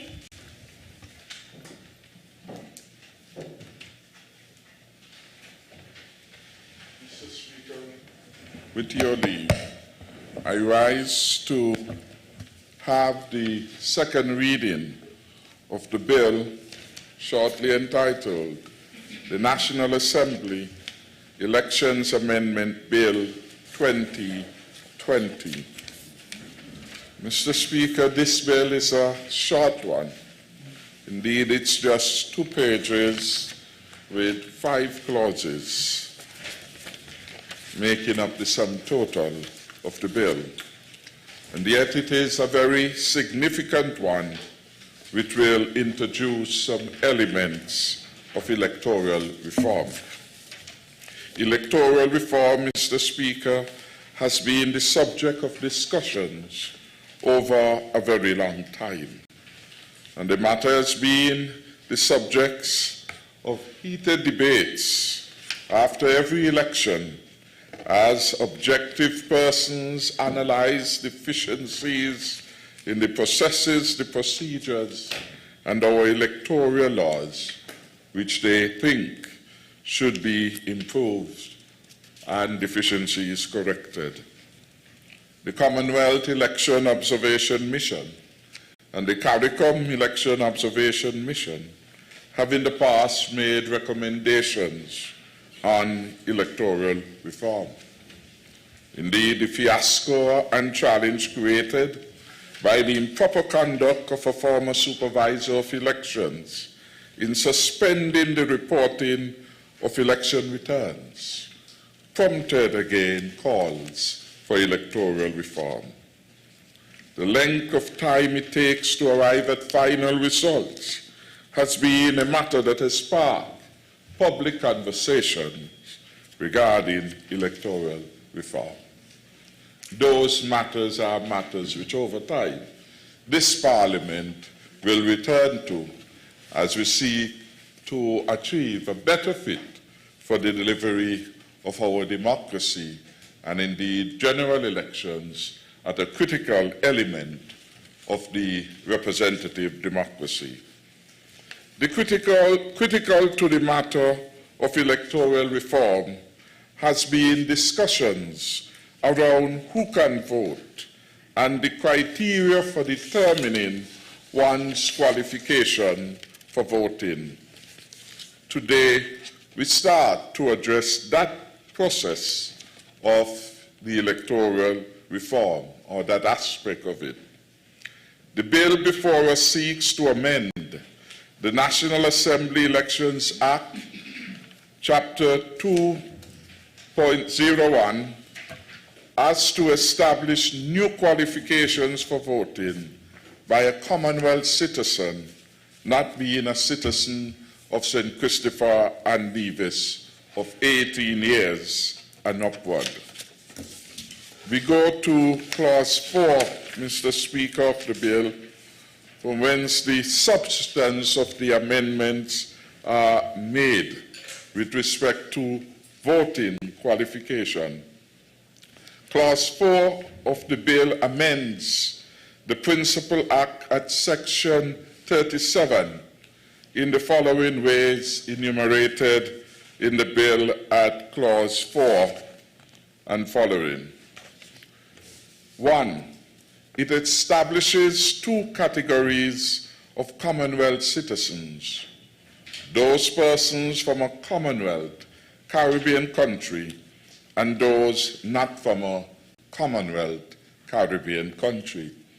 The Commonwealth comprises approximately 54 member states, formerly part of British rule or subject to British rule, that had arrived the standing of independent states.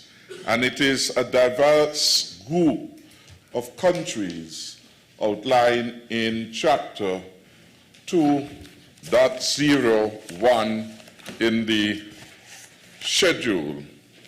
I will just call some of them so that the public get a sense of what are these countries that constitute the Commonwealth. And indeed, we can say, perhaps more appropriately, the British Commonwealth. Antigua and Barbuda, Australia, Bahamas, Bangladesh, Barbados, Belize, Botswana, Brunei, Cameroon, Canada, Cyprus, Dominica, Gambia, Ghana, Grenada, Jamaica, Mozambique, Nauru, New Zealand, Nigeria, Pakistan, Papua New Guinea, St. Lucia, Seychelles, Sierra Leone, Singapore, Solomon Islands, South Africa, Sri Lanka, Swaziland, Tonga, Trinidad and Tobago, United Kingdom, Uganda, Zambia, and we could go on and on. We see it's a diverse group of countries. Some of them are known to us, some of them are known to us. Within these grouping, the subgroup with which we have greatest affinity are those within the Caribbean region. And so in this section, we carve out a special provision for Caribbean member states of the Commonwealth. And the second element of the bill is that it establishes two residency periods. One, a 12-month period for those of the Caribbean and citizens of St. Kitts and Nevis. This 12-month period is part of the electoral law now. For you to qualify to be able to vote, you should be of at least 18 years and you should be resident in the country before registration for a period of 12 months. So that is preserved, and it's preserved in respect of our own citizens and those from the Caribbean Commonwealth countries. It established another residency requirement, and in this case it says there is a need for a 3-year residency period prior to registration for a voter, potential voter from a non-Caribbean Commonwealth countries. And in the bill itself, it speaks to the reordering of the schedule in Part 1, and it sets out what are the Commonwealth Caribbean countries: Antigua and Barbuda, Barbados, Belize, Dominica, Grenada, Guyana, Jamaica, St. Lucia, St. Vincent and the Grenadines, the Bahamas, Trinidad and Tobago. These are in the schedules. So all other countries from the parent bill, if you will, their citizens will need, as it were, to be resident for a 3-year period.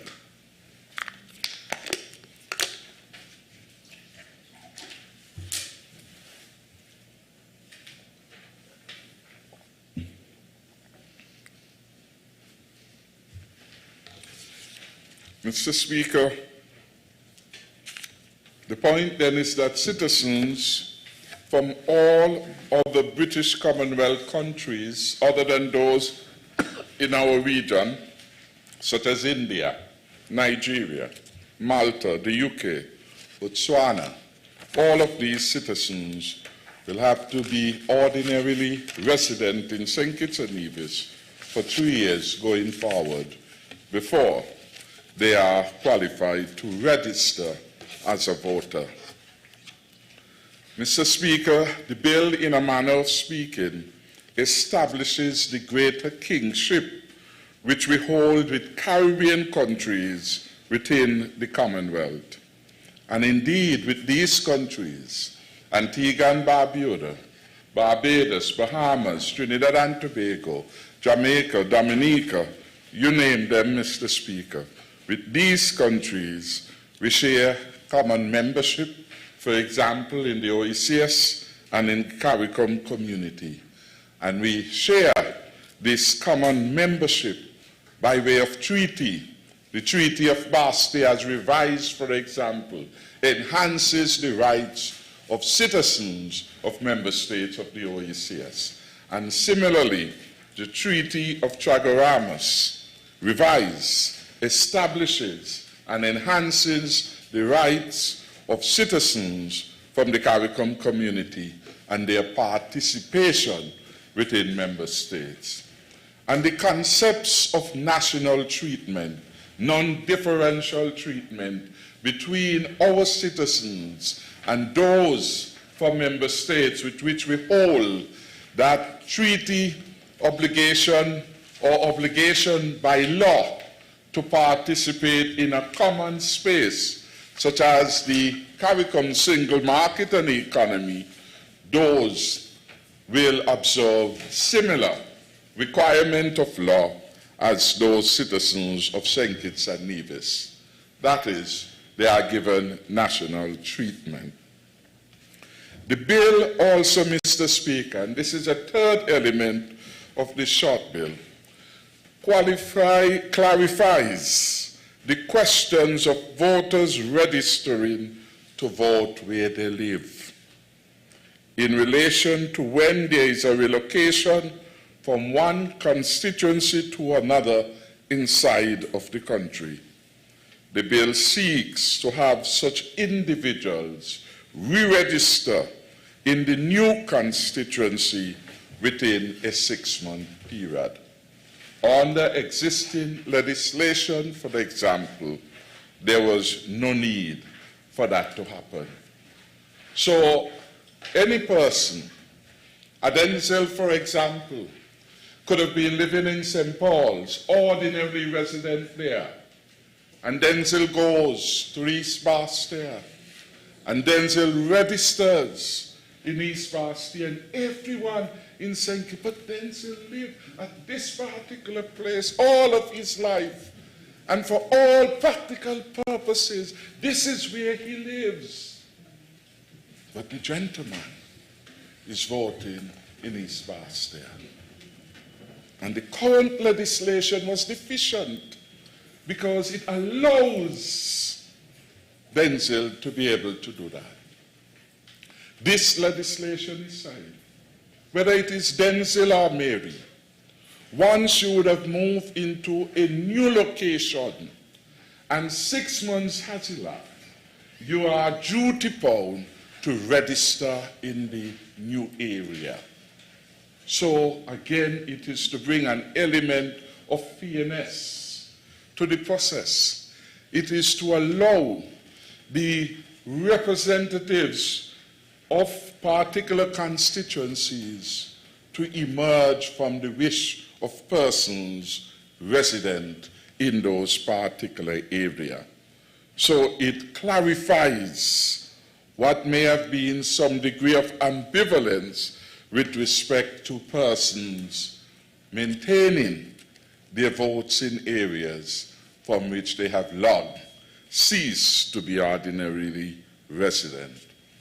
This is an important part of the tidying up, because our system of democracy is presupposed that in particular geographical areas of the country, constituencies are defined, and persons resident in those geographically defined areas have an opportunity to choose a representative of their choice. This system where you could live in one part, the back of the land, and for purposes of election you come to the front of the land to outdo persons ordinarily resident there, introduces an unfairness and an instability. It is a source of instability and antagonism which we are seeking to correct. This situation, Mr. Speaker, is one which I'm sure the entire country hopes that the Parliament would address, given all the tensions that has come with that lived experience. And so, Mr. Speaker, a short bill dealing with matters of substance, 3 critical issues under the qualifications to vote. The issue of residency is one category. How long you must reside before you are able lawfully to register to vote. 3 years if you are a citizen, 1 year, if you are a citizen of St. Kitts and Nevis and of a Caribbean Commonwealth member state. 3 years is if you are outside of that grouping or subgrouping of the Commonwealth Caribbean. And then, Mr. Speaker, it tidies up the situation where voters move. And this is a right that you have to move anywhere in the country. But when you become ordinarily resident in another part, for the purposes of the voting, we expect that if you wish to, if you are in a new area for a period sustaining beyond 6 months, you would re-register in or register in that new area. But this is basically what we are attempting to tidy up. The amendments are non-controversial in their nature. It is a tidying up exercise, and we hope that we will get the full support for these. As I said, over time, we will have to come back to the Parliament sooner rather than later to deal with some other aspects of electoral reform. It was not necessary in our view to hold off, as it were, the low-hanging fruits, to allow to get it perfect. Because the longer we allow time, then some of these changes that we are putting through today, their relevance will not be as strong as we would want them to be. In a nutshell, Mr. Speaker, this is really what this particular piece of legislation is attempting to do, and I wish it safe passage to the House.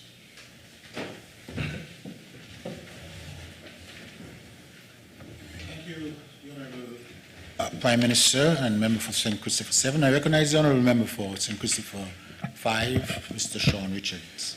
Mr. Speaker, I rise with your permission to second the first reading of the...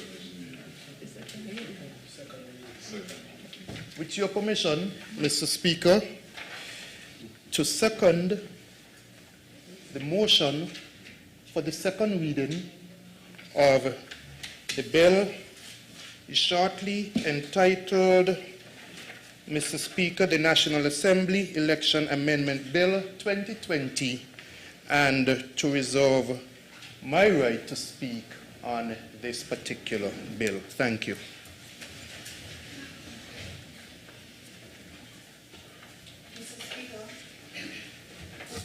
I recognize the Honourable Dr. Clark, forgive me, to make a contribution. I guess it's your maiden contribution to a bill being debated. So I would, just as I congratulated Honourable Member Evelyn, I congratulate you on your maiden presentation. Thank you, Mr. Proceed. Speaker. Mr. Speaker, I rise to ask some questions on the matter of the National Assembly Elections Amendment Bill 2020 for the sole purpose of our citizens' desire for edification, clarification, and transparency. I seek clarification on the matter and the manner in which the government seeks to empower citizens in exercising their right to vote, for that can be the only reason which motivates any amendment of the National Assembly Elections Bill, to make it even easier for all qualifying citizens to exercise their franchise. The global trend, in fact, is voting without registration, because the franchise that was fought for is a mark of global action for empowerment. However, Mr. Speaker, the actions of the government and the proposed amendment contradicts slightly this global movement. Just a few months after attempting to convince the electorate that we are headed towards concrete plans in response to COVID-19, such as a robust tourism marketing strategy or a solid education sector response, here we sit in a sort of haste to move forward the National Assembly Elections Bill, which should not really be prioritized above these sectors. Who are we really modeling, Mr. Speaker? If one takes a look at the basics of the amendments, it shows how simple words like cease, shall, and disqualified infringe on the constitutional rights of citizens. Is this bill, Mr. Speaker, a sly attempt to list purge voter suppression? Is it perhaps to right election wrongs of the past? Anyways, whatever the intent, I will ask these questions solely for my clarification. Why the need to differentiate between different types of Commonwealth citizens in this bill and not in the Citizens' Bill?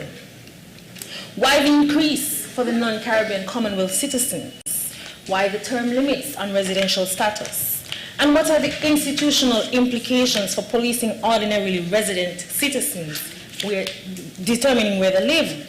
And where will the resources be channeled from to conduct these exercises? I question the need to differentiate between Caribbean Commonwealth and non-Caribbean Commonwealth citizens.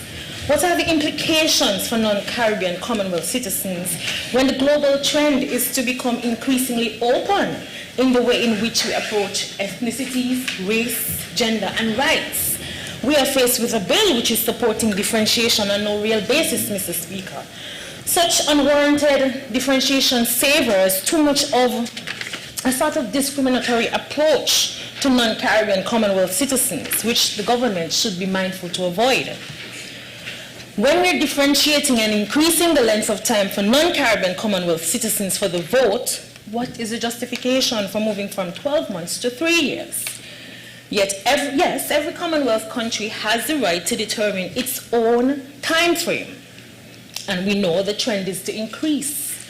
But why for the different groups? Have we considered this obvious discriminating effect? The implications for Indians and Europeans, for example?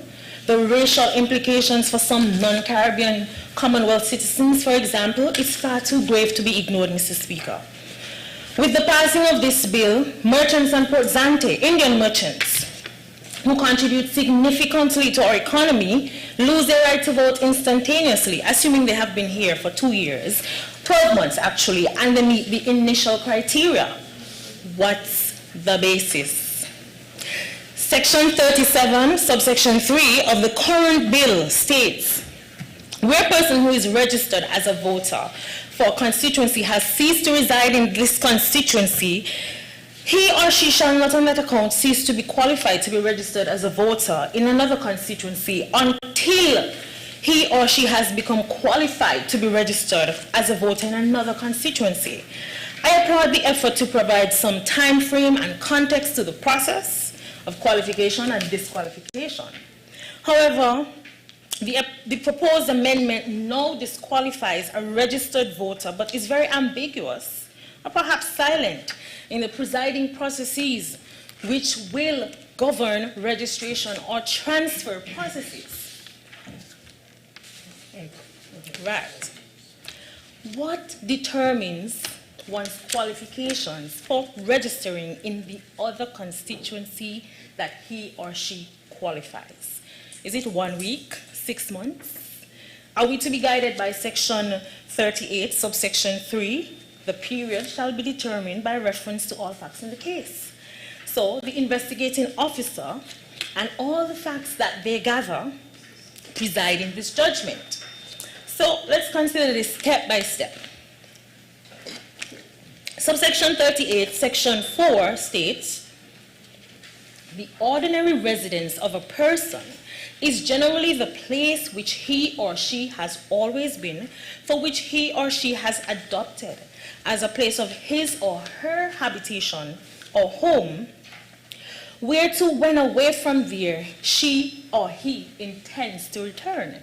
Your home is subject to your intention. So I can have more than one home, right? But it is the intention that presides. Subsection 38, section 38, subsection 5 outlines, where it appears by reference to all the facts of the case that a person with more than one place of residence, such persons shall elect in respect of which place he or she desires to be registered. Let's now consider the implications, Mr. Speaker, of the proposed changes on the citizens of St. Kitts and Nevis. Let's consider these scenarios. Family homes. I have a home in Molyneux, Mr. Speaker. My mother lives in Challengers. She becomes ill. I opt to spend time at her home, our family home, because the length of the journey is far too tedious and taxing, and considering the state of the road between Challengers and Sandy Point, I wouldn't want to drive. Too many potholes. Her illness progresses for more than 6 months. I remain with her for that period. Is the amendment now suggesting that using section 38, subsection 6, the registration officer can call my Molyneux house every day for 6 months and determine that I am not a resident there and have me transferred from the list in Molyneux? I reserve the right to indicate where I live, don't I? Well, according to section 38, subsection 5, not with this amendment of the bill. I will automatically be removed from the list of my preferred registration after 6 months and shall register in another constituency.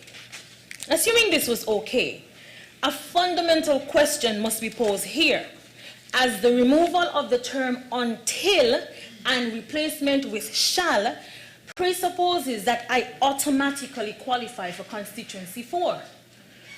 But does it clearly suggest this, Mr. Speaker? With no reference to how long I must live in the new constituency and the qualifying circumstances, am I left without a place to register? I no longer qualify for constituency 7, but I don't qualify for constituency 4. And when considering the length of time, Mr. Speaker, how long does it really take for one to qualify for the new constituency in which they shall register? Section 37, 6 months for disqualification. Section 37, subsection 3 of the current bill makes it very clear that where a registered voter for a constituency has ceased to reside in the constituency, he or she shall not, on account, cease to be qualified to be registered as a voter for that constituency until he or she has become qualified to be registered as a voter in another constituency. Why not outline in this new bill what qualifies voters here? The existing bill protected voters from automatic transfers and deregistration in extreme circumstances, which is quite in sync with the purpose of the law. The law is to protect and empower, not surreptitiously disempower voters, as is the intent of this proposed bill. Mr. Speaker, let's consider, for example, I do not move to another constituency, but I move out of the country temporarily, and let's say not for work. Where do I qualify to vote? What happens to students, persons who travel for extended periods, who are not living in their constituency? Are we disenfranchising ordinarily resident citizens because they opt to travel for an extended period, Mr. Speaker? What other constituency would they qualify to register, considering they no longer qualify for their residential constituency? The amendment is now suggesting that if you are away from your residence for 6 months, you are disqualified as a registered voter for the constituency, and according to section 42(1) subsection C, he or she has become disqualified for registration as a voter under this act or any other enactment imposing disqualifications for registration as a voter. Your name shall be deleted from the registration list in that constituency because you have become disqualified for registration as a voter under this bill. I have serious misgivings with this, with the mechanics of the disqualification and the deletion process. But who am I? I'm just a voter, Mr. Speaker. Have we considered the MRIs in our society, Mr. Speaker? The multi-relationship individuals. Mr. Speaker, does this law take into account their situation? I'm not making a judgment call on this, Mr. Speaker. But if I spend 6 months with one partner and 6 months with an ex-partner? What about visiting relationships, Mr. Speaker? They exist in our society. Are we going to interview men and women about their relationship status? Are we going to propose breaking up relationships, Mr. Speaker, just for the right to vote? That's going to lead to social unrest. What about rental situations, Mr. Speaker? What about the issue of short-term renters? It's their right to vote in the constituency of their choosing, but consider this scenario. Let's say I have a friend, I think his name was Denzel, right? And he rented in halfway tree, the back of the land, the front of the land, the middle of the land, wherever it is. Mr. Speaker, within the past 12 months, he has moved to 3 places. Which constituency would he qualify for? How often is he expected to change his registration status? But here's the implication, Mr. Speaker. This amendment is basically indicating, Mr. Speaker, that people should really rent where they can afford, or we're telling landlords to keep their rent reasonable so that people don't have to move. What about COVID-19, Mr. Speaker, and the government's response?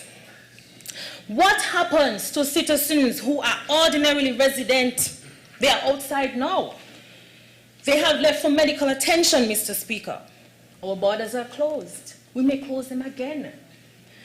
They are out for 6 months. Where do they qualify, Mr. Speaker, because of this bill? How insensitive is this bill, Mr. Speaker, to situations that are not of our own making? Why does this feel like the making of some devious plot to keep who is out, so that they cannot be voters? Mr. Speaker, I now talk about policing and monitoring. What happens to Kittitian police officers who live in Sandy Point and are stationed in Nevis for 8 months, and then from Nevis, Charlestown, they move to Bastille and they rent in the village? Realize how many lists they will be moving within the 18-month period? Further, while they are busy running around to confirm their registration, let's assume that the police are the ones who have to now police the movement of residents to ensure they meet the qualifications for registering.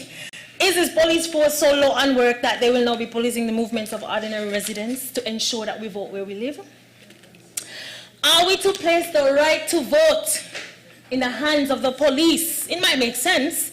The government can create a new entity like Special Voting Investigation Unit to police the movements of citizens. What of the issues of personal privacy? Who is going to monitor who? My neighbor busy watching me, but who watching she? Mr. Speaker, if policing the movements of residents is done by neighbors and not the police, what criteria will be used to determine residents in a constituency? Are you going to go through my mail for a bill? Are you going to look for my parked car? Shower water running from the drain? Because, you know, if we care about the environment, we should have soak away, and I hope it is in the bill that we will be discussing next time we are here. Will they conduct a questionnaire survey, Mr. Speaker? I haven't seen my neighbor for months. I guess she qualifies for forced transfer. What if I report her? Should she then be transferred, even though she just might be working the night shift, or engaged in a visiting relationship, or on study leave, or visiting a sick relative? What if the policeman assigned to police where people live actually falls asleep every night before my neighbor crawls out of her car into her house late in the night? Mr. Speaker, I think it's important here to bring the scenario from Antigua and Barbuda to draw reference to a key point on the right to vote and the automatic disqualification which this amendment proposes. In the case of Gaston Brown, leader of the opposition, then leader of the opposition in Antigua and Barbuda, and note that they increased the right for all Commonwealth citizens, no differentiation, from 3 to 7 years, as is the right of every country to do. And it states it was held, the right to vote, though it's not a constitutional right, though it is a constitutional right, it's not a fundamental right. In their constitution, Section 40 identifies the parameters within which a person becomes entitled to vote. It recognizes that the right to vote is made subject to the person's registration as a voter. The fact that the law is amended from time to time does not mean that those who were entitled to vote before the amendment are not entitled to vote after the amendment could succeed in arguing any case in court that the amendment has retroactive effect. The Amending Act of 2010 in Antigua unmistakably attacked and altered existing rights to vote. A re-registration process is one method which they use to ensure that all persons registered to vote are so entitled to vote based on the new residency criteria, and to ensure that the register of electors are properly maintained at all times. We've heard nothing of this re-registration process for this bill. Persons who were previously registered have now failed to meet the new qualifications that Parliament lawfully prescribed cannot rightfully assert in court the right to remain registered. They have become disqualified for registration by virtue of the Amending Act in 2010. So, Mr. Speaker, in light of the aforementioned, I not only need, but I'm really asking for clarification. Is the government Antigua, which is one of our Commonwealth and OECS and all that, we have bounded by a number of things. That was the justification for the distinction, right? Right. So here is where I bring the case again of non-Caribbean Commonwealth citizens who previously qualified, but having been here for a year, no longer qualify, but will be deregistered. And there is no one telling them this. There is no clear outline of the re-registration process. What about the institutional adjustments, Mr. Speaker? Who is the responsible party behind the shall register in another constituency? The law is giving the registration officer authority to register voters elsewhere. So, will residents be duly notified that they no longer qualify in their current constituency? When we head to the electoral office, will they be met by the same shenanigans that marred our recent elections? Is this statement indicating that the bill will be moving people without their consent and knowledge? Mr. Speaker, what happens to persons who no longer qualify in the constituency in which they formerly resided? Should they proceed hastily to the underfunded and sporadically closed electoral office to argue their cases? What if the officer decides to hide in the back? What are they to do? I am certain, Mr. Speaker, I wouldn't have this many questions. If the office of the opposition was appropriately funded, perhaps with a research agent, I would not be here asking so many questions. But, Mr. Speaker, right, I would not even be here speaking this long. But, Mr. Speaker, is this some form of internal manipulation of voters' rights? It seems we are obsessed with list purging exercises which will confuse the voter. Unfortunately, this seems, Mr. Speaker, like a very sad attempt to regularize irregularities of the past. Is this some form of thinly veiled voter harassment? Is it a deliberate attempt to frustrate the voting public, forcing people to legal processes to exercise their constitutional right to vote? Should this bill spell out perhaps that the transfer of one's name from a constituency in which they qualify should be done with knowledge and consent of the voter? Are we really to give the register full control over the placement of people? Isn't it the right of the voter to register and vote where he knows he lives, where he intends to return, and where he has elected to live if he has more than one home? What about the time for registering, Mr. Speaker? This is a real contradiction of rights. It's suggesting, Mr. Speaker, that if I move from St. Paul's to NYC, I can vote in St. Paul's. But if I move from St. Paul's to Molyneux, the side of the land, so I'm moving from the back of the land to the side of the land, to stay with my partner every couple of weeks, which turns into 6 months, I can no longer vote in St. Paul's. But, Mr. Speaker, what if after 6 months and a day, my partner in Molyneux decides to chase me? Says I'm too busy with the Labour Party. What am I to do then on the 6 month and 1 day? Where do I qualify? Am I going back to St. Paul's, to the back of the land to vote, Mr. Speaker? Am I? I'm no longer qualified to vote in Molyneux. And I don't know if I qualify to vote in St. Paul's. Mr. Speaker, is the qualifying period 6 months and a day, 6 months and a week, or 6 months and 3 months? If I knew, I would tell my partner, let us break up in 6 months and 3 months. 6 months with 3 months. Don't chase me yet, Mr. Speaker. That's what I would do. Haste suggests urgency. The passing of the legislation regarding voting, Mr. Speaker, it's suggestive of some sinister plot to disenfranchise voters. Is this this an attempt to purge the voter list of non-government supporters? The haste is very troubling and puzzling. Is this urgency suggesting that an election or a by-election is imminent? Well, I pause here to ask another series of questions on the approach to the prioritization of constitutional matters by this government. Mr. Speaker, how is this the most pressing issue on the agenda?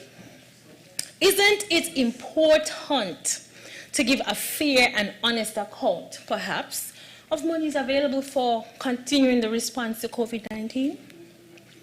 I'm sure every parent would be glued to the TV today if we were discussing COVID-19 education. Instead, we are hastily dragging this Honorable House through a farce of a discussion on an electoral amendment bill in less than 6 months after an election. Is an election imminent, Mr. Speaker? Is there some trouble brewing that we aren't aware of? Mr. Speaker, is our future no longer stronger and safer? COVID-19 prioritization, Mr. Speaker. How does amending the bill regarding voter registration almost 5 years before the next election takes priority over COVID-19 and education? The same horrid pace that we are deciding to disenfranchise and make even more difficult the already daunting process of voting, we can equally and hurriedly address as a matter of national emergency and put in place a plan to secure our stronger, safer future, such as bridging the digital divide in education, Mr. Speaker. Consider our investments, Mr. Speaker. We're investing in the airport, right? We are preparing for flights which may come, right? And we're preparing for flights which may bring COVID-19. But we have not, Mr. Speaker, made very clear indications on needed investments in tourism. What is the strategy, Mr. Speaker, for tourism? We have yet to hear of a marketing plan on tourism, a marketing plan and a restructuring plan for the sector. Yet we sit here deliberating on how to frustrate voters. Mr. Speaker, again I ask, why the distinction for non-Caribbean Commonwealth and Commonwealth citizens? Mr. Speaker, Thailand, for example, I wish the Honourable Member for number 4 was here. He would hear that Thailand, just an example, released its tourism marketing plan at the same time with its proposed decision to open its borders. Their plan, Mr. Speaker, and this is free, is that they're going to focus on long-term visitors, wealthy visitors, and affluent visitors who can afford to come, quarantine for 2 weeks, and can afford the luxuries of being in Thailand for over 6 months. Focus on that. What about education? And I ask you again, Mr. Speaker, just a moment to digress to make an important point. With the change of this bill, we are making it difficult for non-Caribbean Commonwealth citizens who could have voted in the 2021 elections, clearly, unable to do so. 2025. Let me continue. Let me start, and thank you, Honourable Sir. Let me start by saying, Honourable Minister of Education in the past, thank you, and the current Minister of Education, thank you for your attempts to prepare us for the 2020-2021 academic school year. Yes. You know, the reality is, Mr. Speaker, that COVID-19 is threatening to dismantle our nation because the collapse of the nation is linked to the collapse of education. I want, at this point, Mr. Speaker, if you would allow, to provide some recommendations. I'm not going to criticize, which may help us with the readjustment, because as you know, Mr. Speaker, by force, but no, I enjoy it. I am a teacher, right? I hope my recommendations are not needed and that very soon the ministry's PR team will actually release plans which suggest similar. Let's imagine, Mr. Speaker, thank you for the opportunity to bring this point, right?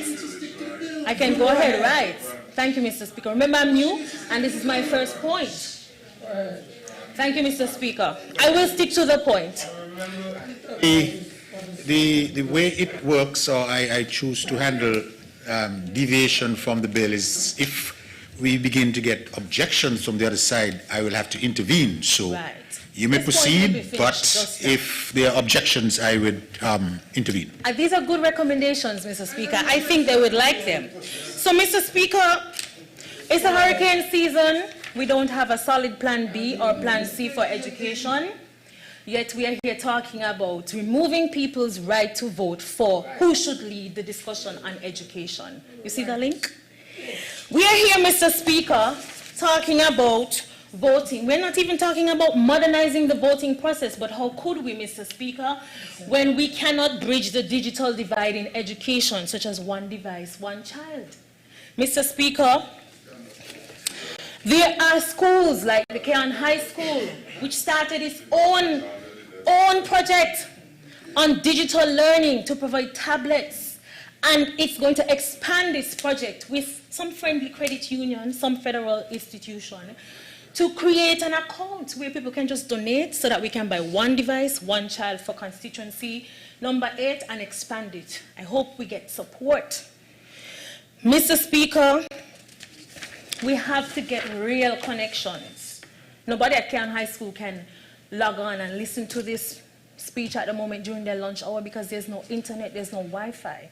Children cannot research this current bill because there's no connection in the schools. So, I want to propose, Mr. Speaker, that perhaps the government considers lobbying with Flow and Digicel so that children can access internet to research bills of this nature, to provide zero-rated data coverage for MS Teams, Microsoft Word, and YouTube.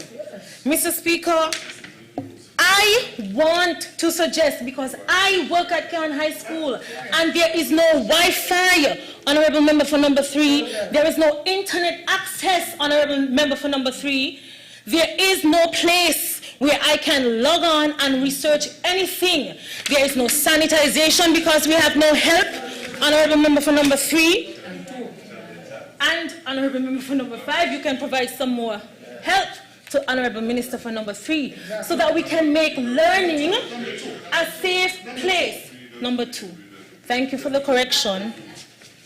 So, Mr. Speaker, I want to suggest, Mr. Speaker, that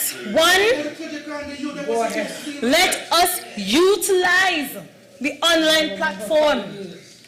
Mr. Speaker, let us provide more real training.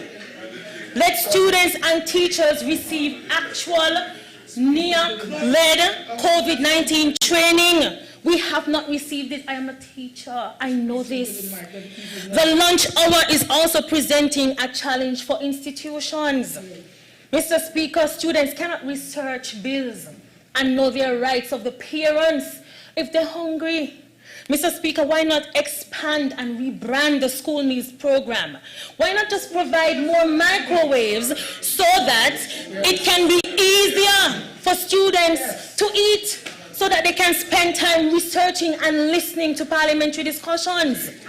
Mr. Speaker, we have so much more to do. We cannot abruptly close our schools. Mr. Speaker, Okay, so with these legislative amendments, I'm back Honorable- to the point, Mr. Speaker. Yes, I am back. relevance. Why rush the bill when we have more important considerations? The bill is inherently discriminatory. We are here busy taking away people's rights to speak, to vote, and there are other important issues to consider. So I'm an Indian, Mr. Speaker. I have been here for a year. I qualify for registration. Now you are saying with this bill, it's passed, it's gazetted. It automatically negates my qualification to vote, which is now stretched for another 1.5 years or 2 years. It is with this sense. Is this any sense, Mr. Speaker? No sense. Why the haste, Mr. Speaker? The government was elected to serve for 5 years.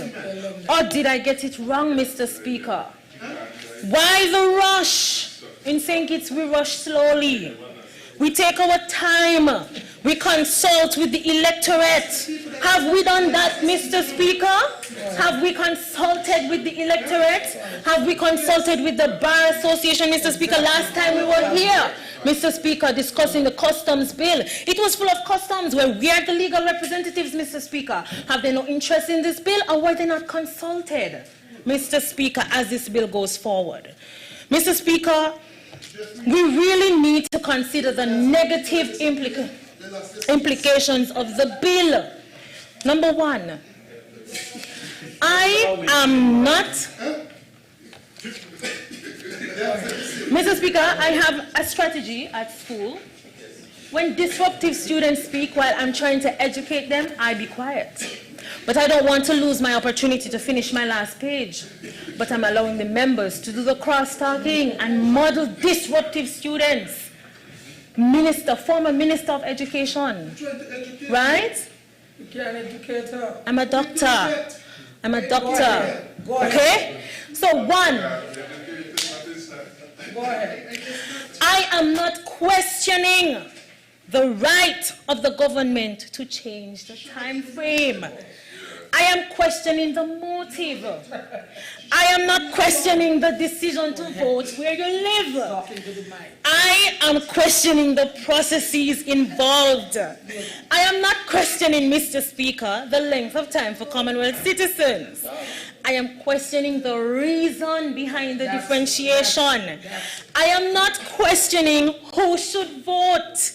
The law clearly says who can. I am commenting on the automatic disqualification because, as the Antiguan case reminds us, there is no general presumption that legislation does not alter the existing legal situation or existing rights. The very purpose of the Act of Parliament is to alter the existing legal situation, and this will often involve altering existing rights for the future.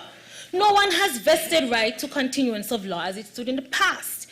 For all the above reasons, Mr. Speaker, to appeal a case of automatic disqualification on retrospectivity will fail.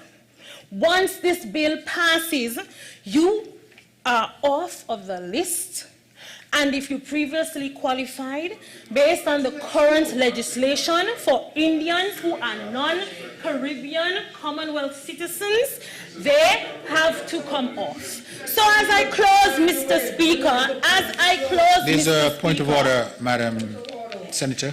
Okay. Thank you.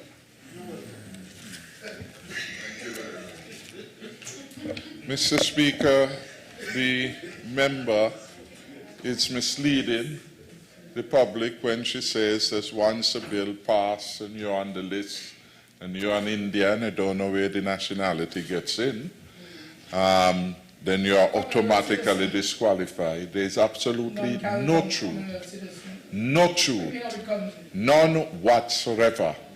And the member for number 6 ought to advise the new member that the legislation, by their nature, will not have retroactive effect. Does not have retroactive effect. It's bad law. It's always prospective, future-oriented in the application, because you cannot just go back and undo all that had been done before. That is a fundamental misunderstanding, Mr. Speaker, that needs clarity, and I hope that that intervention helps us to get on a more accurate path in terms of the bill. Thank you, Mr. Speaker. So, see why they wouldn't learn? Mr. Speaker, the government has every right to do as it pleases. It does not mean, Mr. Speaker, that it is right. It does not mean, Mr. Speaker, that it is fair. nor does it guarantee us, Mr. Speaker, a stronger, safer future, nor free and fair elections in 2025. Or whenever. Whenever. That's a joke. That is a joke. Go ahead, man. That's what you're speaking about in 2021. You should ask the speaker with respect. Disrupting the lady like that. To be very clear on the way we do things, you know. The crosstalk is coming from both sides. You're engaged in the crosstalk. So all I said was order. I asked for relief. Continue, honourable member. So, Mr. Speaker, were it possible, I would advise the government to wheel and come again. Yes. Thank you, Mr. Speaker. Thank you. Very good job. Very good. Thank you very much, Honourable Joel Clark, Senator opposite. Honourable members, it is 1:10. I would propose we break for lunch. There are no objections to that. So, 2:30? Okay. This Honourable House stands adjourned until 2:30 this afternoon. When a child